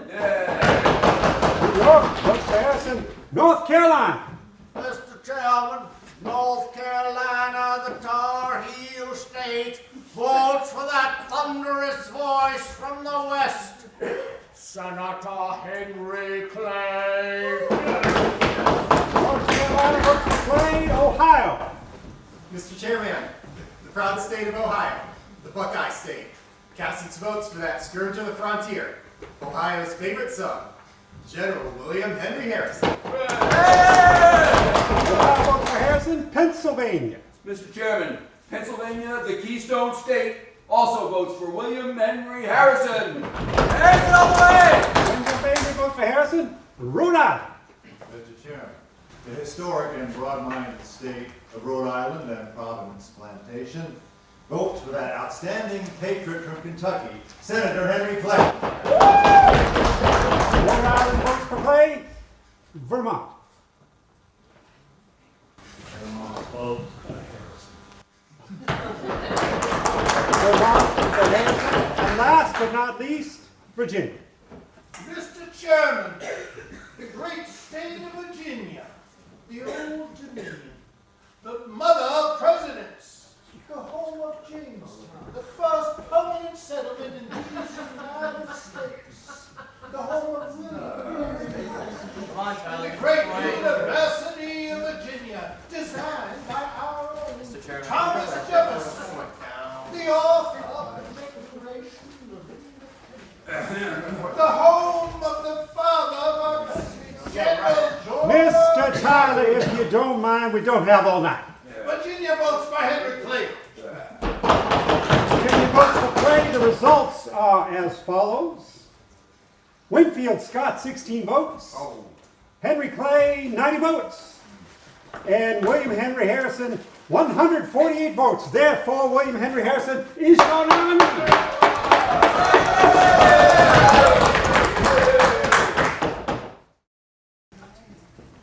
No news from the convention.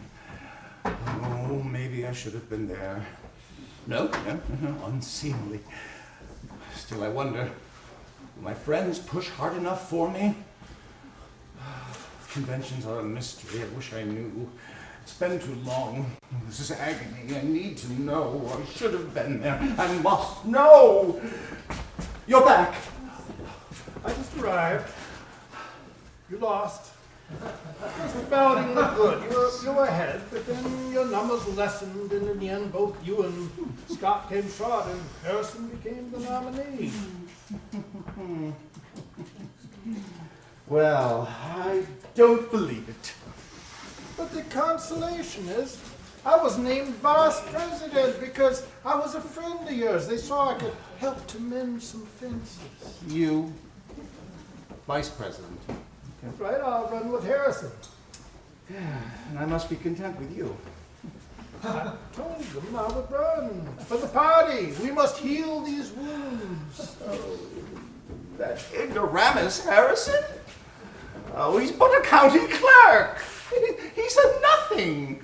I am a senator. With my credentials, I deserve a presidency. Conventions are uncertain. Anything can happen. And the general supporters were quite shrewd. They forced a rule whereby each state would vote according to majorities within each delegation. They'd counted heads, the outcome would have changed. Because your support was bulked in large minorities in the larger states, Pennsylvania, New York, and Ohio. If this rule had not been passed, those votes combined with what you had in the other delegations would have put you very close to winning. But their solid presence was suppressed, and that above all else defeated you. And who proposed this stupid rule? Thurlow Weed and all his operatives. The press endorsed it too. Theory being that without it, deadlock would ensue. There was such a thirst for victory in that hall. So they chose a man they barely knew. Yeah. What does he stand for? What does he believe in? What's his position on the bank? Does he support the tariff? Hmm? And what about this bill creating federal treasuries? Do you or anyone know where he stands on any of this? On slavery in Texas, on the interior improvements, he is blank. He spent the last 12 years a county clerk. He hasn't served in federal government for decades. He is a cipher. He's an unknown. With me, they know exactly what they get. My life has been an open book. I always say exactly where I stand on everything. This is intolerable. Yet, the deed is done, Harrison, and I will run with him. That's something. Oh, well, he is 68. Old Granny, they call him. He may die. Is that your strategy? I have nothing else. I've heard the news. I'm sorry, Henry. There's always 44. Will you support the nominee? I'll have to. I cannot allow the Democrats to win. I know it's a blow, but you must make the best of things somehow. Where are my friends? My friends? They're not worth the powder it would take to blow them all to hell. We did our best for you. Oh, like hell you did! Oh, God. I'm the most unfortunate of men. To be betrayed by friends when I or any man would be assured of an election. I'm ruined. I'm done for. I need a drink. I think we all could use one. Oh, come then. I may be bitter, but somehow I will survive this shameful blow to my ambitious drive.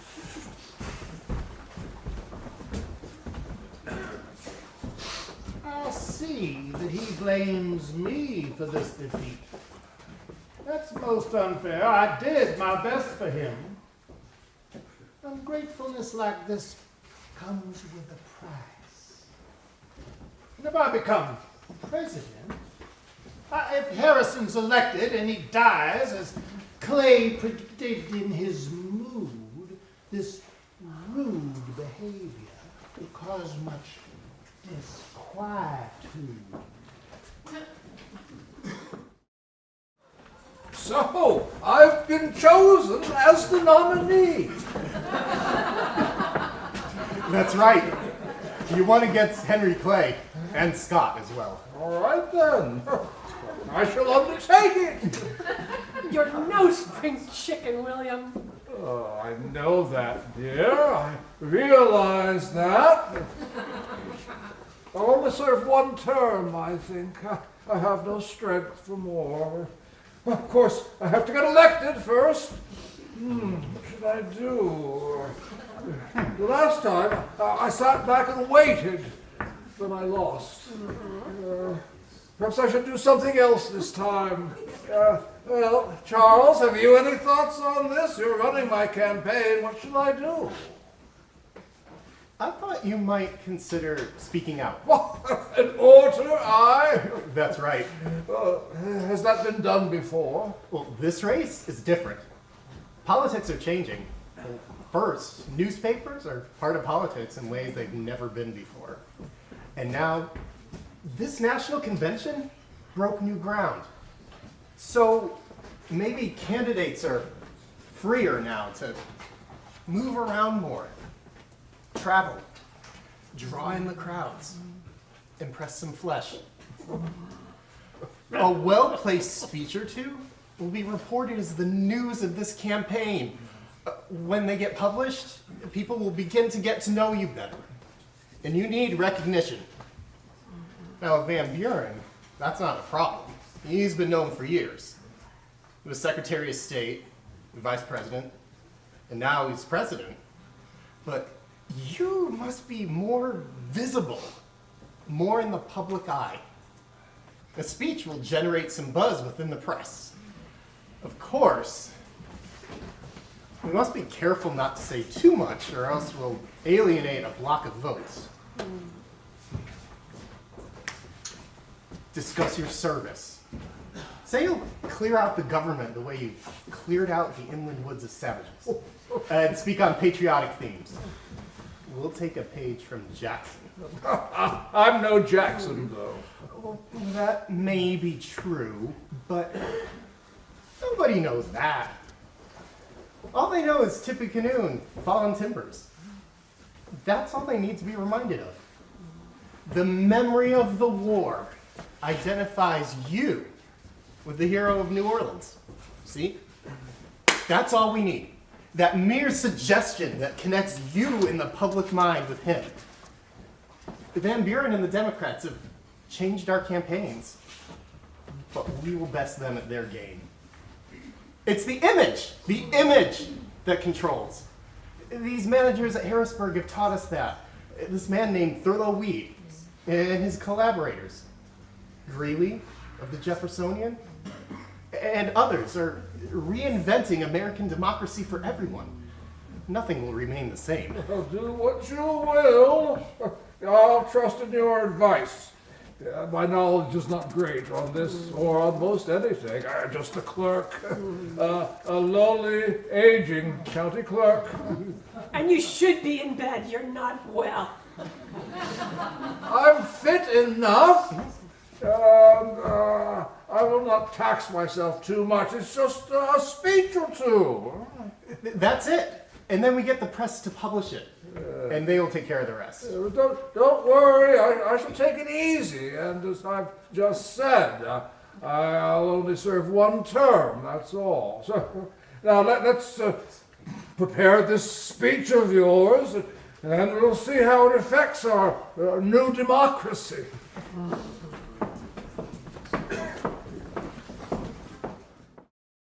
So it's William Henry Harrison? Well, I'm shocked. I thought that Clay would win. I assumed he had the votes. We all are shocked. Well, this changed the strategy for us.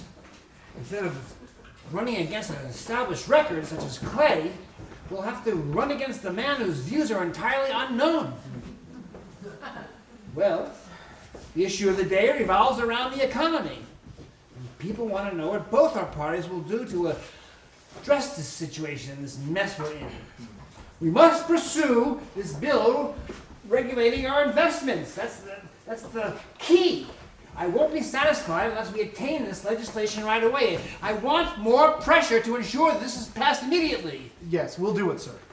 People see that I am attempting to assertively respond to the situation, they'll vote for me. I hope. There's also something else I'd like to do to try to improve the state we're in. I'd like to draft a bill that provides that anyone who labors in the federal government works no more than 10 hours a day at equal pay. I know this will be controversial, and the purists will complain that, government should not involve itself with labor and attempt to regulate the workforce. But I feel this will be a boon to those who have no clout in the marketplace, and will show that government is on their side. Will you support this legislation? It may take some burden off the working man. Yes, of course, I'll support it. I think that anything we can do to help alleviate these hard conditions is a good idea. All right. I'll propose this right away. Assertive leadership may still hold sway.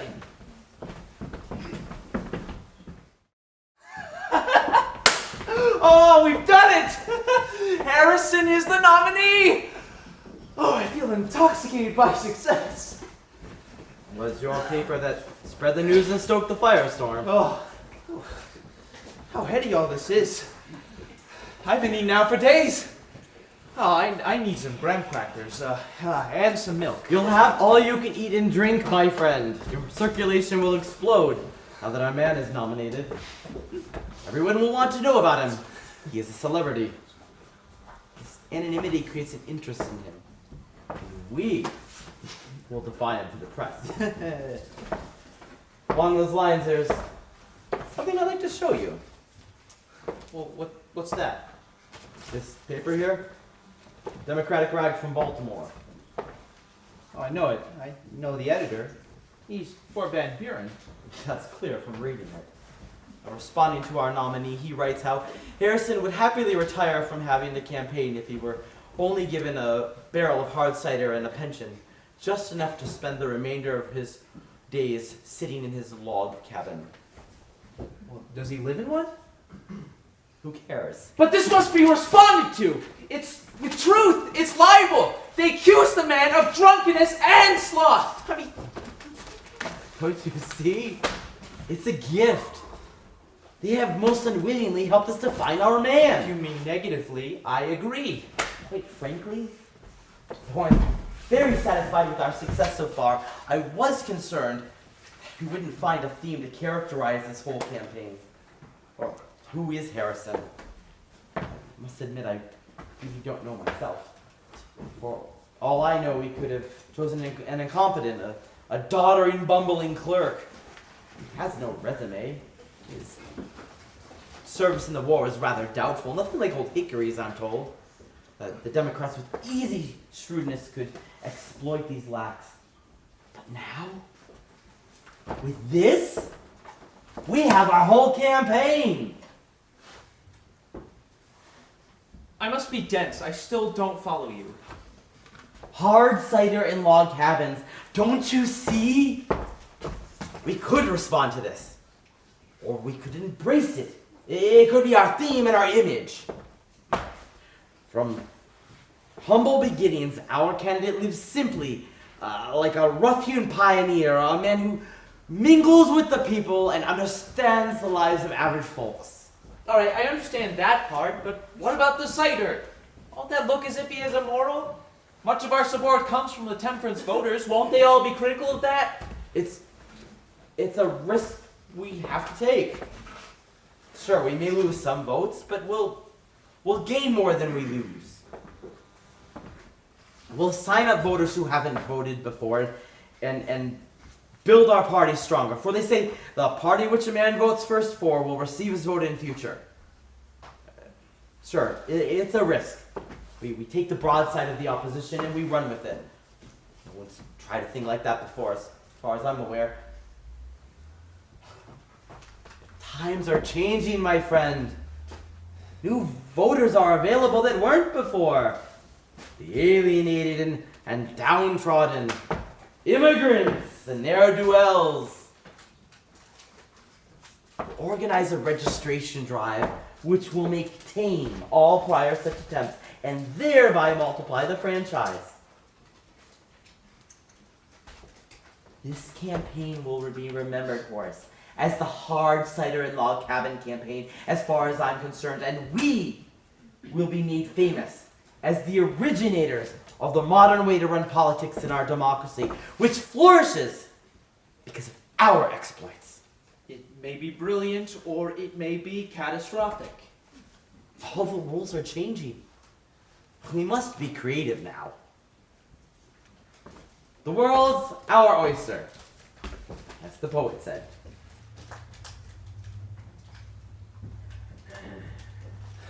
All right then, I'm game. Just tell me what to do. With this new campaign, we need a voice to spread the news. Oh, why, that's the Jeffersonian, of course. Or is it, Horace? Ah. Yeah, I think I understand. So the Jeffersonian was just to nominate our man, but now for the election, we must choose another vehicle. Well, if this new idea of yours takes off, why don't we start a paper called Log Cabin? Of course! And a log cabin's image shall adorn the masthead. Yes! The latchkey on the outside of the door. Yes, to show it's always open like him, the people's candidate and every man. A humble farmer in Ohio. I will write a poem and a song. Old Tip, we'll call him. And the cider keg is there for all to see. And we'll hand out cider at events, at rallies. We'll bring the people joy. We'll advertise that way. I'll spread the word in every village, every square. We'll build log cabins everywhere in every town. parades and rallies and draw distinctions with old Van sequestered in the White House, where he is daily bathed and swathed in elegance, eating choicest cuts from choicest meats. And caviar. And where he drinks champagne, with his pinky slightly raised, like this. While suffering men are out of work, he lies abed in luxury, perfumed and fanned, a traitor to his class.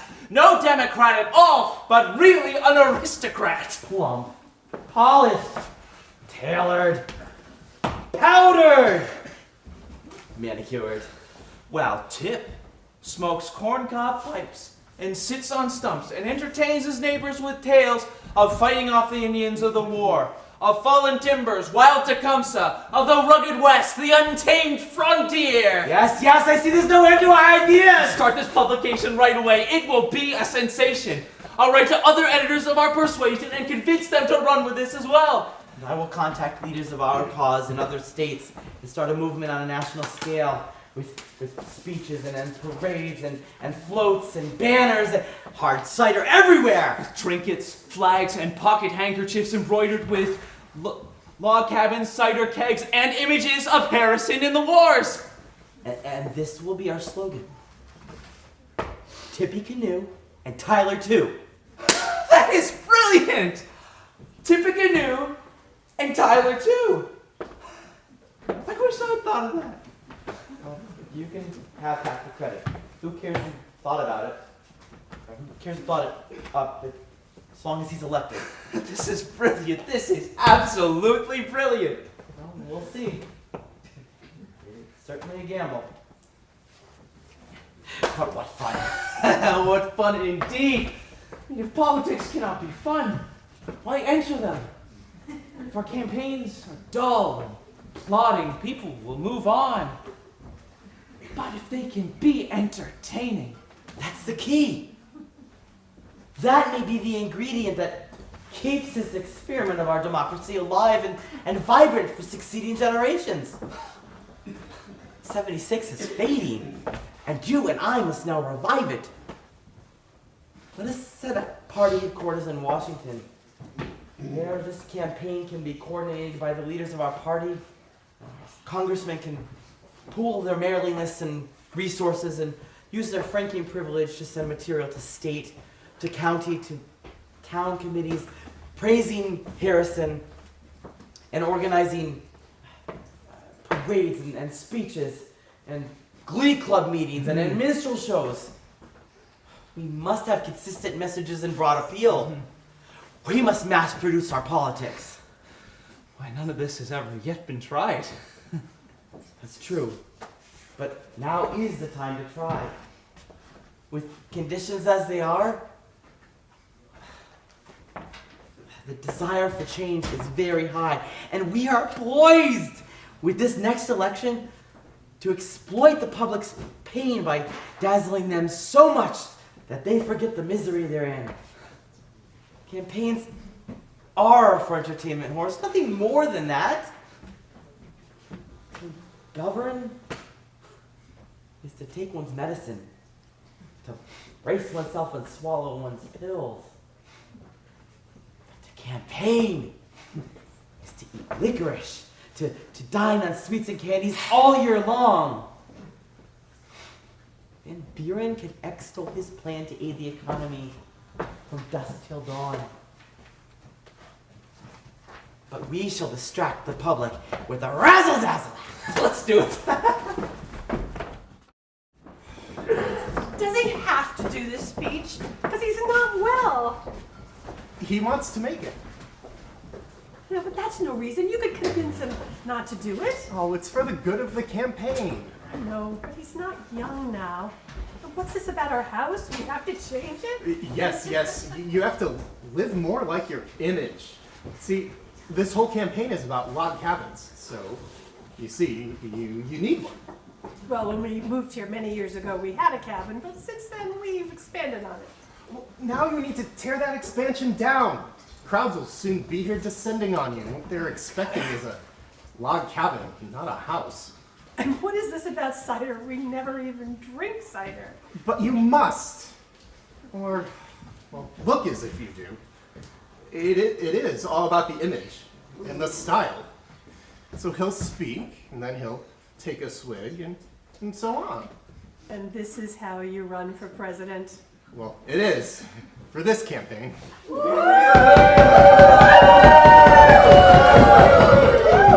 They're coming. Where is he? I'll go look for him. I think he might need some help. William! Oh my gosh! I haven't worn this uniform in years. What a sight! This coonskin doesn't fit. Oh, we can have that altered.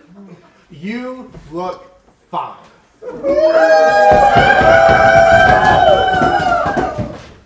The crowds are coming.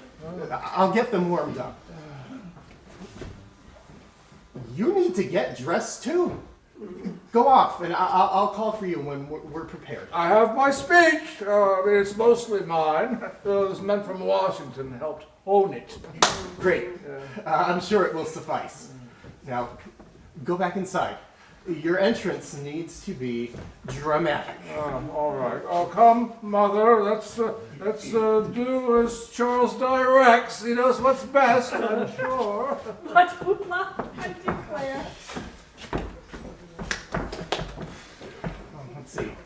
The cabin door, at least, is on. He has the keg of cider with him.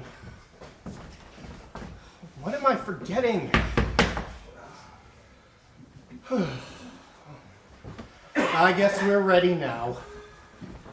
Great commotion, motion, motion, all the country through. Is the ball rolling on for Tippy Canoe and Tyler too, for Tippy Canoe and Tyler too. And with him will be little Van, Van, Van as they use the man. And with him will be little Van. Sure, let's talk about my cider, cider, cider, and long cabins too. It will only help to speed the ball for Tippy Canoe and Tyler too, for Tippy Canoe and Tyler too. And with him will be little Van, Van, Van as they use the man. And with him will be little Van. Hey! Is he here? Is he here? Tim! We want Tim! Yes. He's here, all right.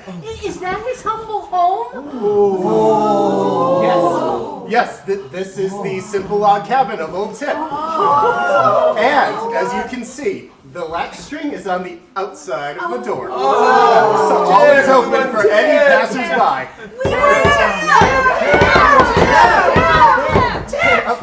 I'll go knock and see if he and the missus are at home. Excuse me, General, but are you home? There are some folks out here who are dying to meet you.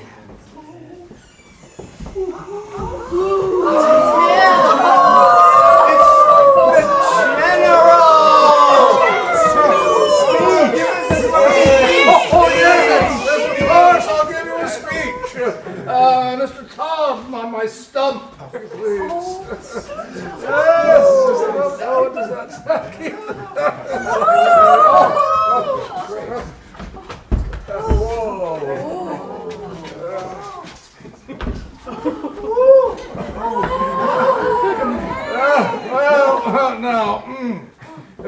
Let me say, first of all, how touched I am to see you all here at my hand-hewn log cabin. Yes. Oh, I'm afraid I have no French wine to offer you, but I do have a full jug of honest, simple cider. Yes,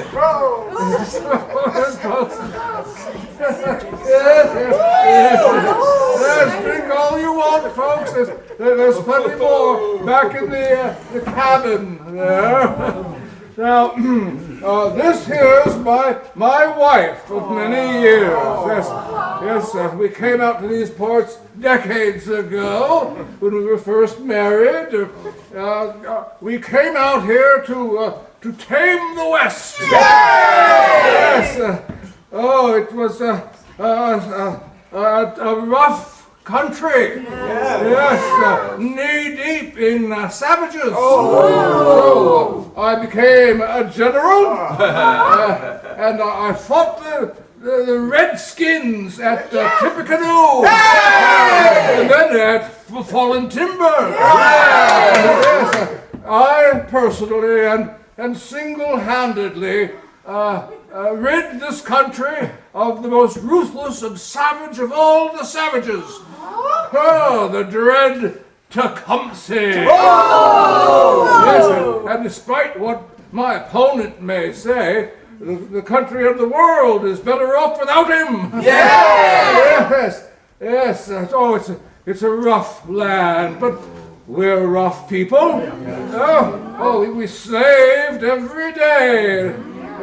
I used this very axe right here, a hacking and a hewing. And despite what they may say back east, yes, they aren't going to take this axe out of my hands.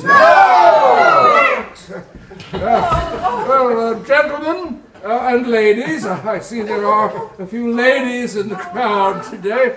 That's all I have to say right now. But if you put me in the White House, I'll have a lot more to say about the way this country's run, about reform. About getting this country back to work. And back in business once again. Yes, back in business once again. You see, yes, I don't believe in monarchy, as some may do. I believe in the people. Honest, decent, hard-working people such as yourselves. Yes, and I believe in the Constitution, and the Bill of Rights, and the voices of liberty, and freedom, and opportunity, and expansion, and trade. Yes, but above all, I believe in you, the people. Yes, the people rule the government, not the other way around. Some men have forgotten this. That's because they've been in Washington too long. Yes, it's time to clean the house of all those fossils in our government. It's time to sweep the stables and to clean the house and clear the forest of all that dead wood. Time to breathe again.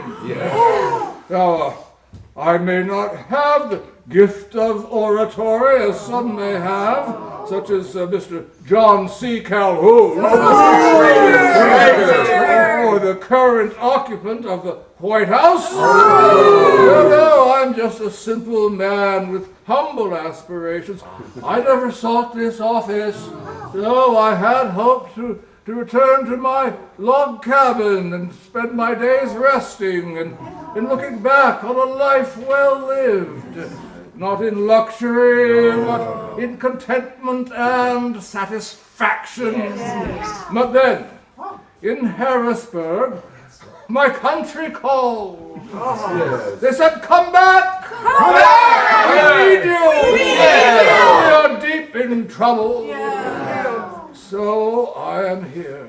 I bow before you, for it is you, not I, that are the candidate. It is you, not I, that have been called upon to lead this nation. I am just your humble servant with my coonskin cap, my trusty axe, my humble cabin, my loving wife, and my jug of hard cider.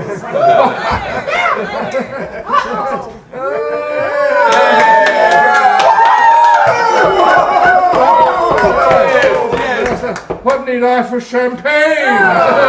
What need I for a feather bed when one of simple straw will do? I mean, what need I for palatial houses, 8-course meals, rich cut glass and chandeliers, French lamps?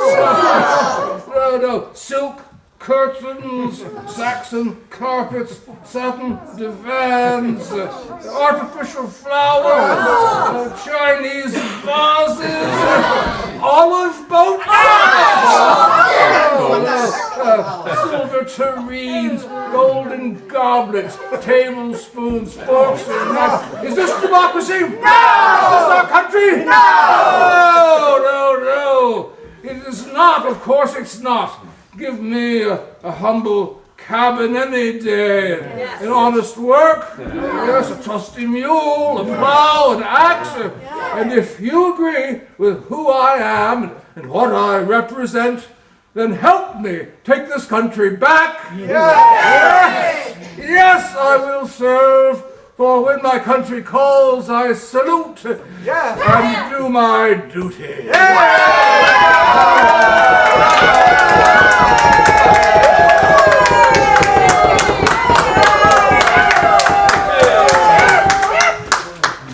Like the rush of mighty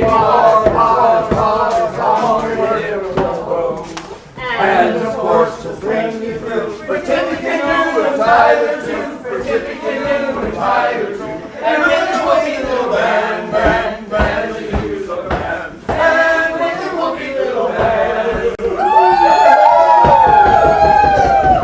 God, these log cabins are popping up all over.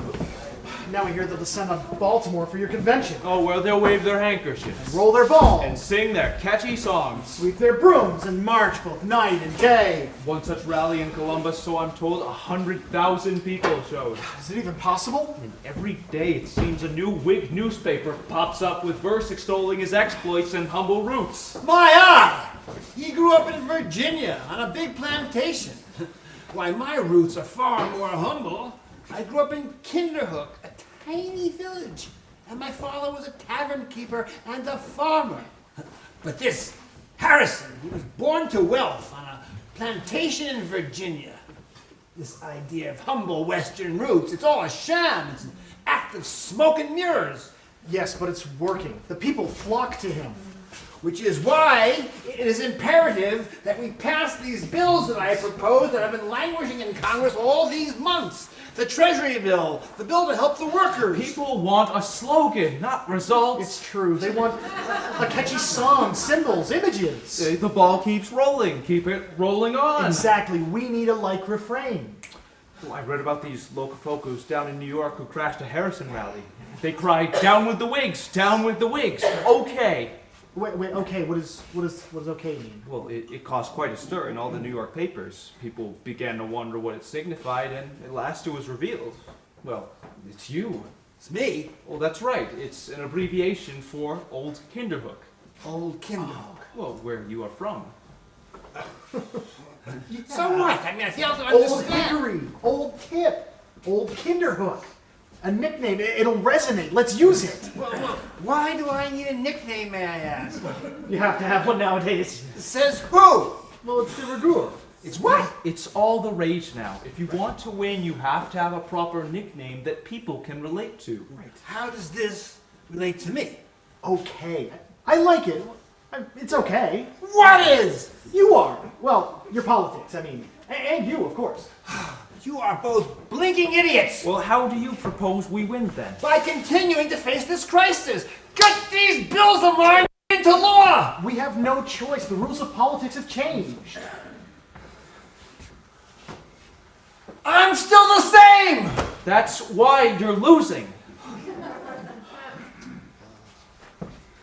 How does that put food on their tables, may I ask? I mean, is it too pedantic to want to be concerned about public welfare?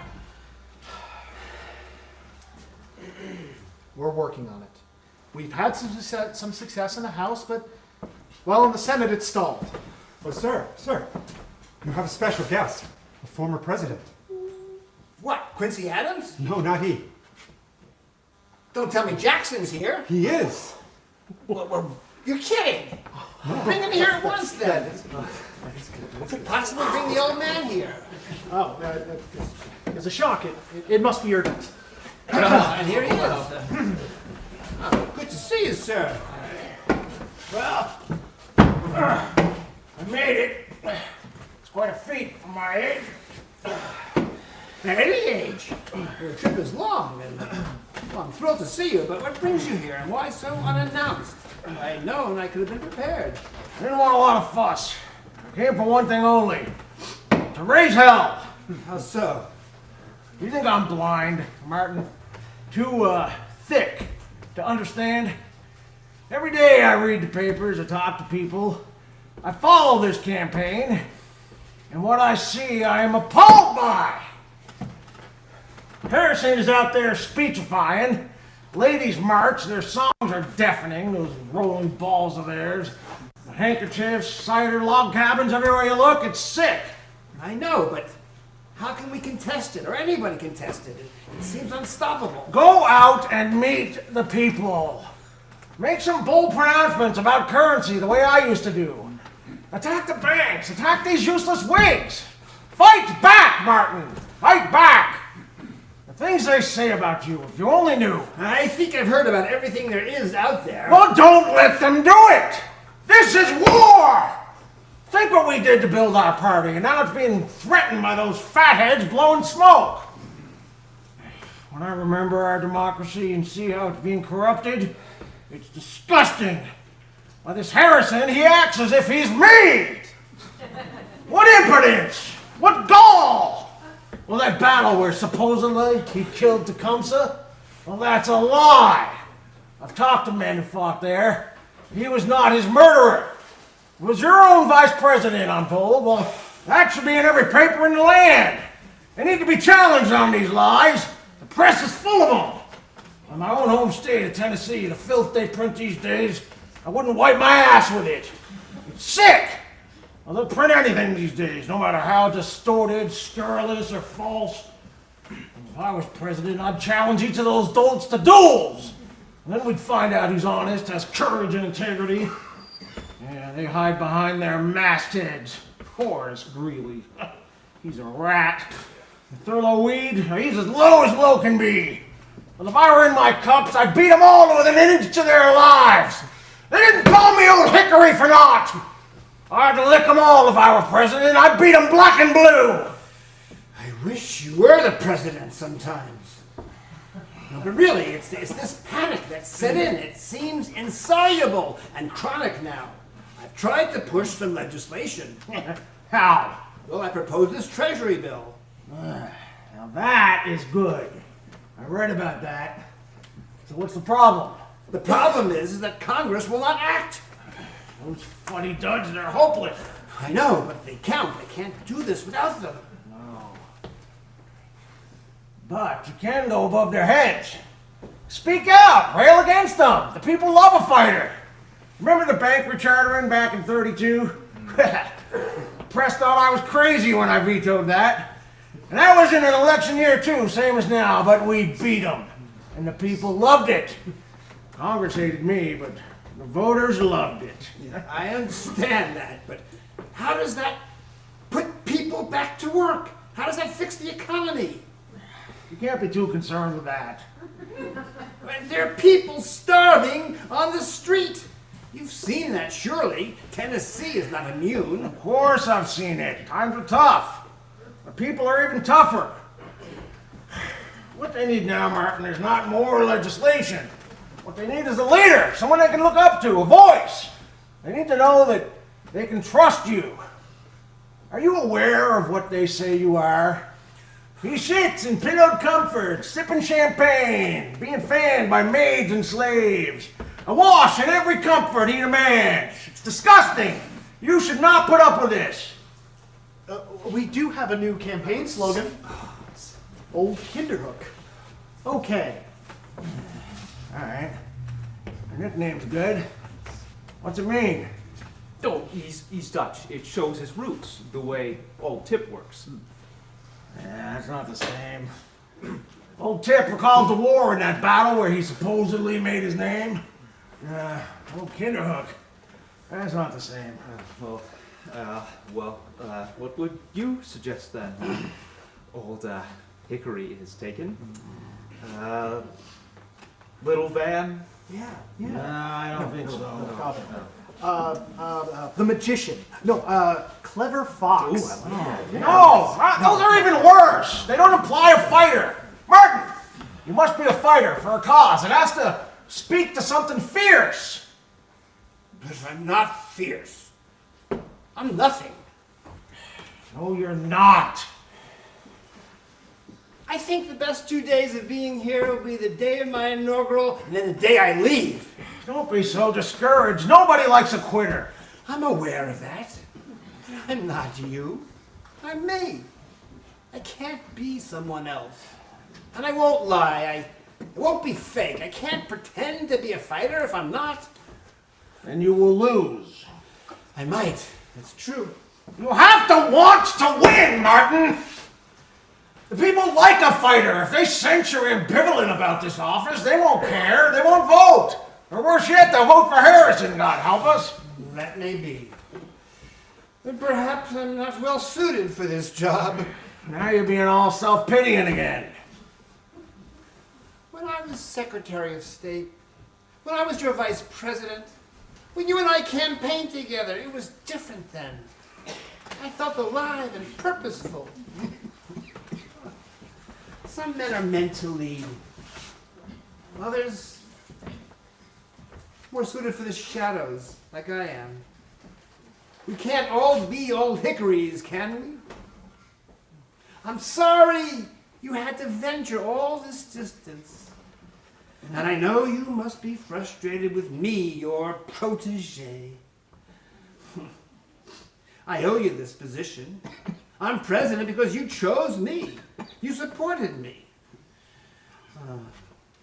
Sure, you're usually disappointed that I haven't followed in your footsteps. But I can't be you. I can't be who you want me to be. You can't teach those things. I am the way I am, and you are you. Some men are born to lead and others to serve. Some men have natural instincts to command. Oh, you've always had those. At New Orleans, and then in the Seminole Wars in Florida, then against Biddle and the bank, and then with Calhoun and Clay and Webster. All who fought you, you have conquered, you have won. That's not me. I'm not a conqueror. I'm just a lowly party hack, second-rate politico, who loves his country.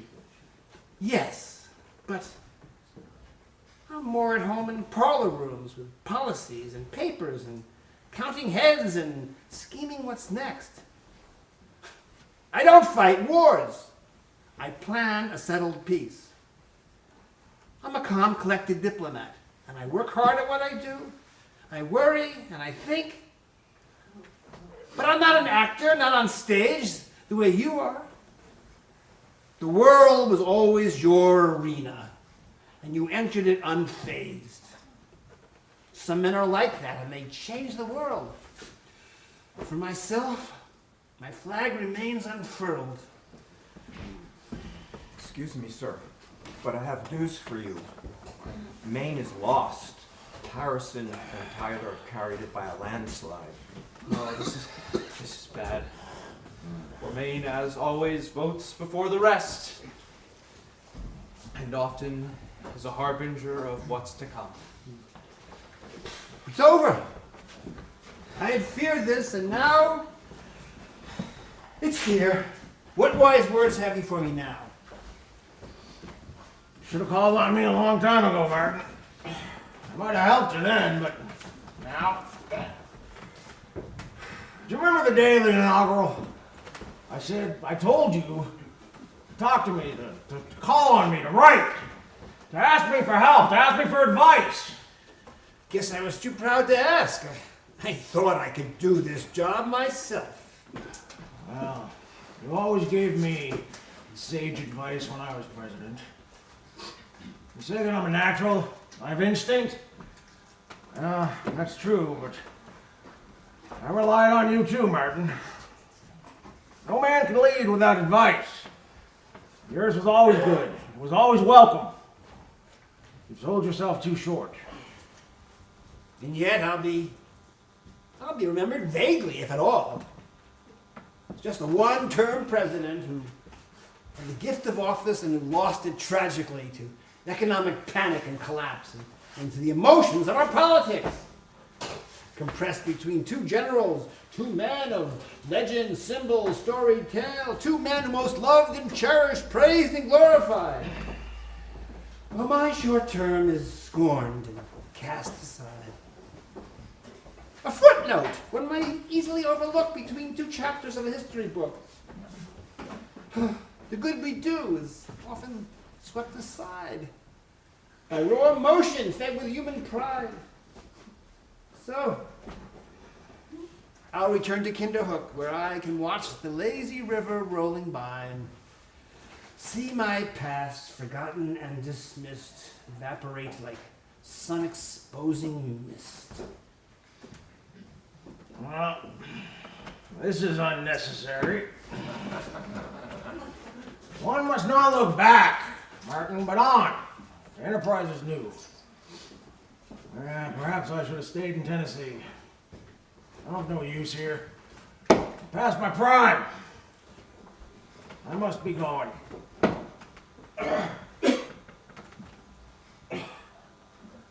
Martin,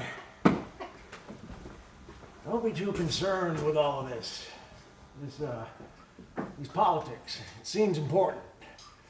But the world is full of many things to do, and you know, all of this intrigue, as heady as it all is not as satisfying as an armchair before the hearth and a smoke. Small rewards of comfort and home. I should return there now and say goodbye to you and all of this nonsense. Tom, take me back! Well, Martin, goodbye and good luck. Good to see you, sir.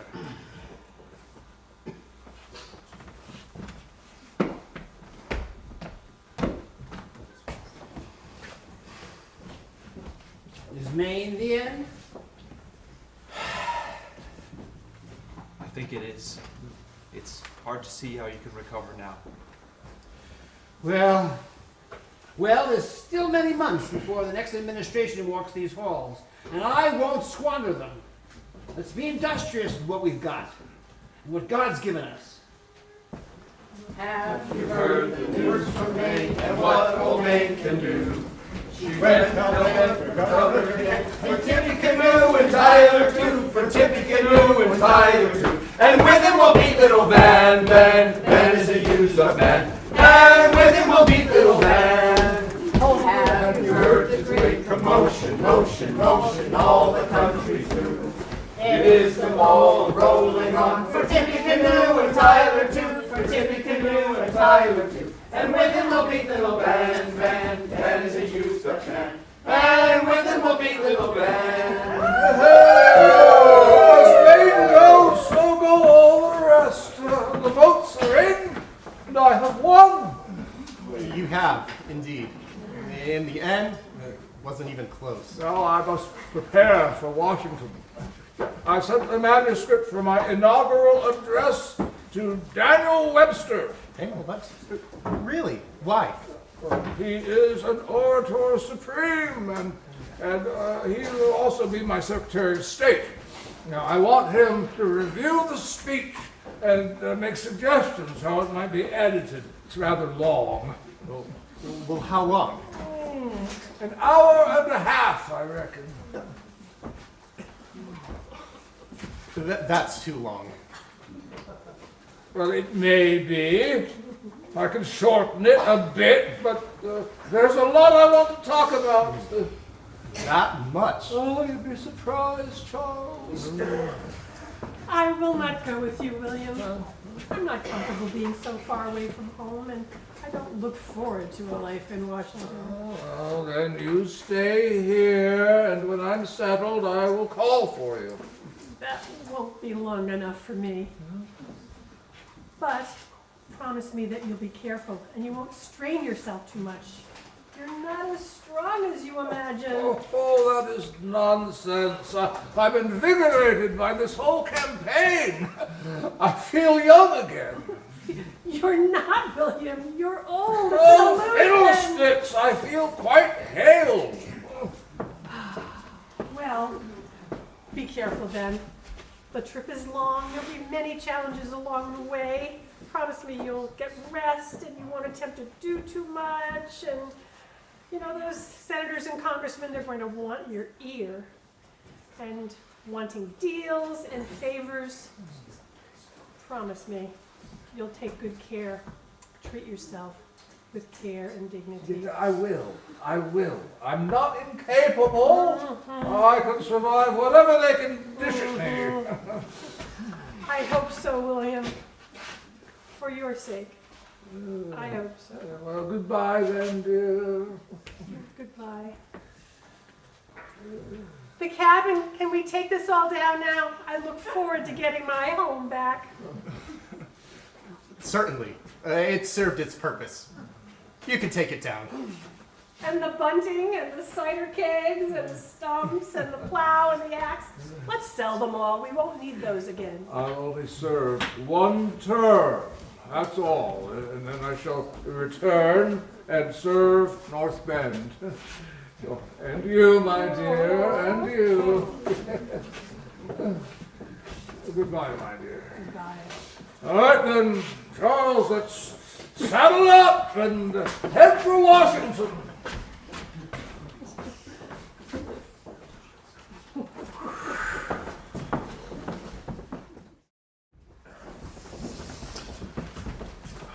What is that? Why, this? It's Harrison's address for the inauguration. My, it's long. I've tried to edit it. But now the inauguration is here, it's too late. You have cut it down? I've tried, but it's a mountain of the job. There's so much here. I don't know where to start. It's freezing out, too. No one is going to want to stand out there for that long. That's my concern. And yet I don't want to insult him. Yeah. I'd personally like to start from scratch. Remember, Dan, it is he who's president, not you. I realize that. And yet, he's graciously requested that I assist him with the speech, and so it's my solemn duty to accommodate his needs. Well, I am happy. Even though I wish it were I and not he about to take that oath, I'm confident that I can manage him. What? He knows nothing of government or the way our systems work. He's going to need a lot of guidance. And you will be his guide? Mm-hmm. I will. And we can now get all of our legislation passed, I'm sure. Where Van Buren was opposite, he'll be quite pliable, I think. He has no ideas. He's an empty bucket. Finally, we have a president that we can control. It'll be years of bliss and triumph, Dan, you'll see. It may take him all that time to read this speech. I've never seen a tome like this. Ah, there you are! You must be Clay. I am, sir. Congratulations, by the way. We await to escort you to the inaugural. And you, no, don't tell me. By that head, he must be old Dan Webster. Yes, I confess it. And I must say I'm humbled at your choice of me for state. Oh, don't mention it. I didn't even think of another name. Well, is that my speech? It's yours. It's rather long, I think. You may not get to speak it all. It's very cold and bitter out there now. You don't want to catch a cold. Oh, that's nonsense. As a soldier, I have marched in frigid temperatures and then fought against the Indians on icy ponds. Oh, I am inhuman, gentlemen, impervious to mortal cold. In fact, I rather like the idea of speaking every word I wrote. Yes, even those you have deleted. Where's my coonskin cap? We left it back at home, sir. Oh, did we? That's a shame. The cider keg is back there, too. Of course, sir. Well, I don't need this cloak, this scarf, this hat, this gloves. Here, take them, Charles. I want my people to see me unfettered, unaccoutred, unrestrained. I need to project an image that agrees with all the songs they sang about me. A strong and tireless woodsman, unperturbed by fear.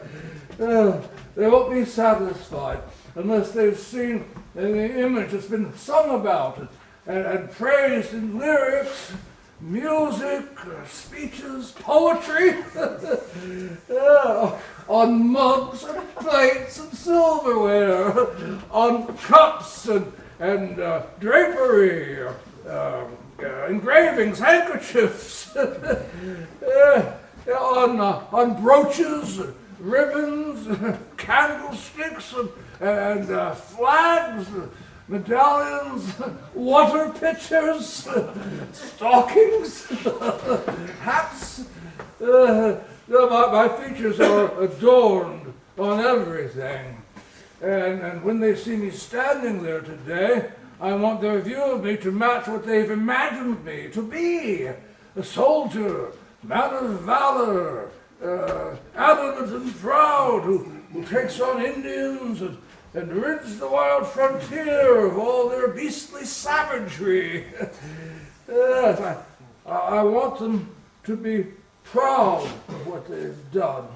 And that's why I need to give a long address, so they can see I'm serious about this job and want to be a president who thinks and reasons and can put his own career aside to address the problems we're facing as a nation. And I want to talk about my presidency in terms that they can understand and to be clear. Is it time yet, Charles? I want to be on time. Well, it must be nearly time by now. We should start in case we're delayed. By all the crowds? By that and by the weather. Weather. Bah! I defy all the weather. I am Harrison the Bold, impervious to wind and rain and cold.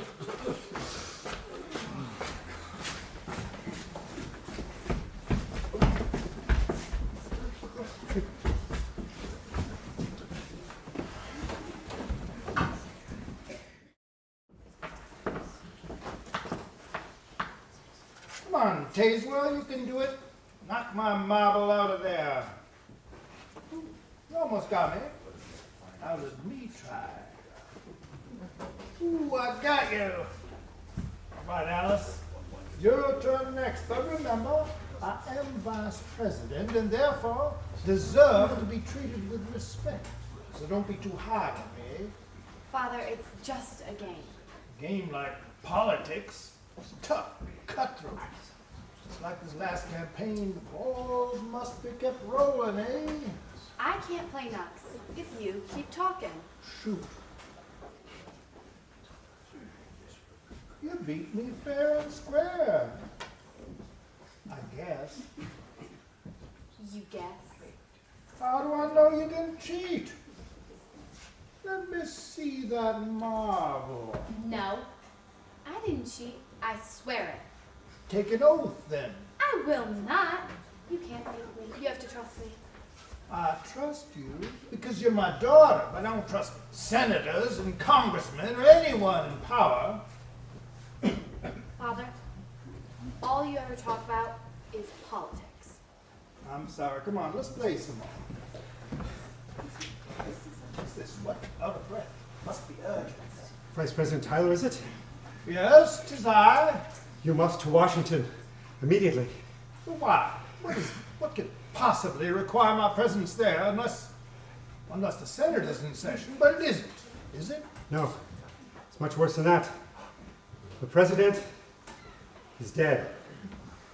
Now you must act in his capacity instead. I bring you this. A note for Senator Clay. He told me that I should hand deliver it. For no one's eyes but yours, he said. President is dead? But how did he die? They say he spoke too long without protection from the cold. At his inaugural. He took to bed, but there was nothing that could be done about it. So he died. His final words were, that he wanted you to fully understand the principles of the government and wish they be carried out. Nothing more. He died of his inaugural? Well, they say pneumonia killed him, sir.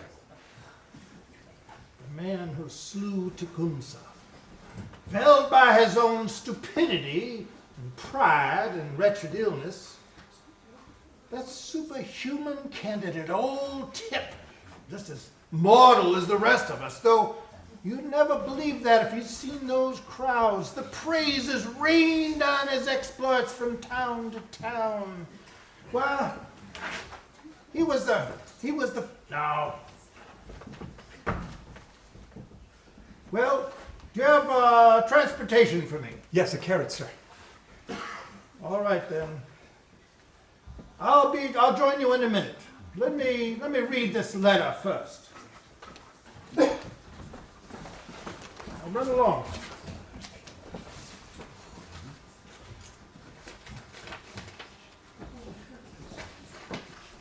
Report to me at once, so we can plan the agenda now that Harrison is gone. We've much to organize and little time to do it in, so we must act at once. What does he think I am, a slave? I don't take orders from Clay or anyone. He thinks I'll be a pseudo-president, that's all. But he will get a shock. I'll act as if I was elected, just as Harrison, no less, no more. They'll all get a shock up there, Calhoun and Webster and Clay. I will assert my office into their affairs. And as for this is how I show my respect for Mr. Clay.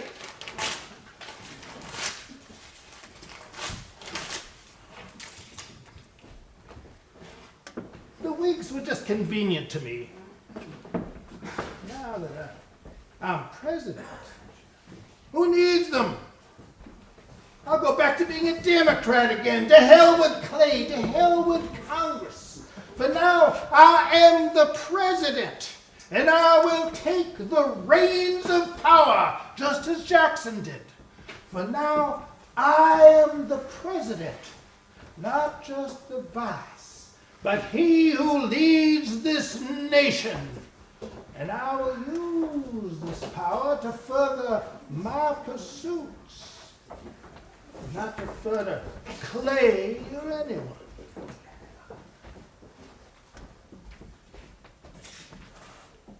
How fickle fortune is, that out of spite she brings men down when they're at their height.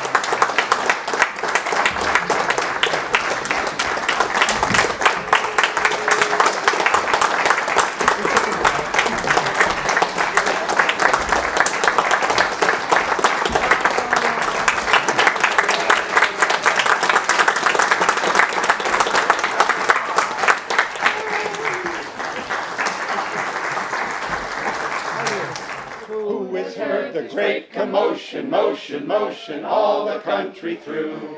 It is the ball a-rolling on for Tippy Canoe and Tyler too, for Tippy Canoe and Tyler too. And with him will be little Van, Van is a used-up man. And with him will be little Van. Sure, let him talk about hard cider, cider, cider, and log cabins too. It will only help to speed the ball for Tippy Canoe and Tyler Tyler too, for Tippecanoe and Tyler too. And with him will be little Van. Van is a used up man. And with him will be little Van. Like the rush of mighty waters, onward it will go. And its course will bring you through, for Tippecanoe and Tyler too, for Tippecanoe and Tyler too. And with him will be little Van. Van is a used up man. And with him will be little Van. Have you heard the news from Maine and what old Maine can do? She went hell-bent for Governor Kent, and Tippecanoe and Tyler too, and Tippecanoe and Tyler too. And with him will be little Van. Van is a used-up man. And with him will be little Van. For Tippecanoe and Tyler too, for Tippecanoe and Tyler too. And with him will be little Van. Van is a used-up man. And with him will be little Van. Have you heard the news from Maine and what old Maine can do? She went hell-bent for Governor Kent, and Tippecanoe and Tyler too, and Tippecanoe and Tyler too. And with him will be little Van. Van is a used-up man. And with him will be little Van.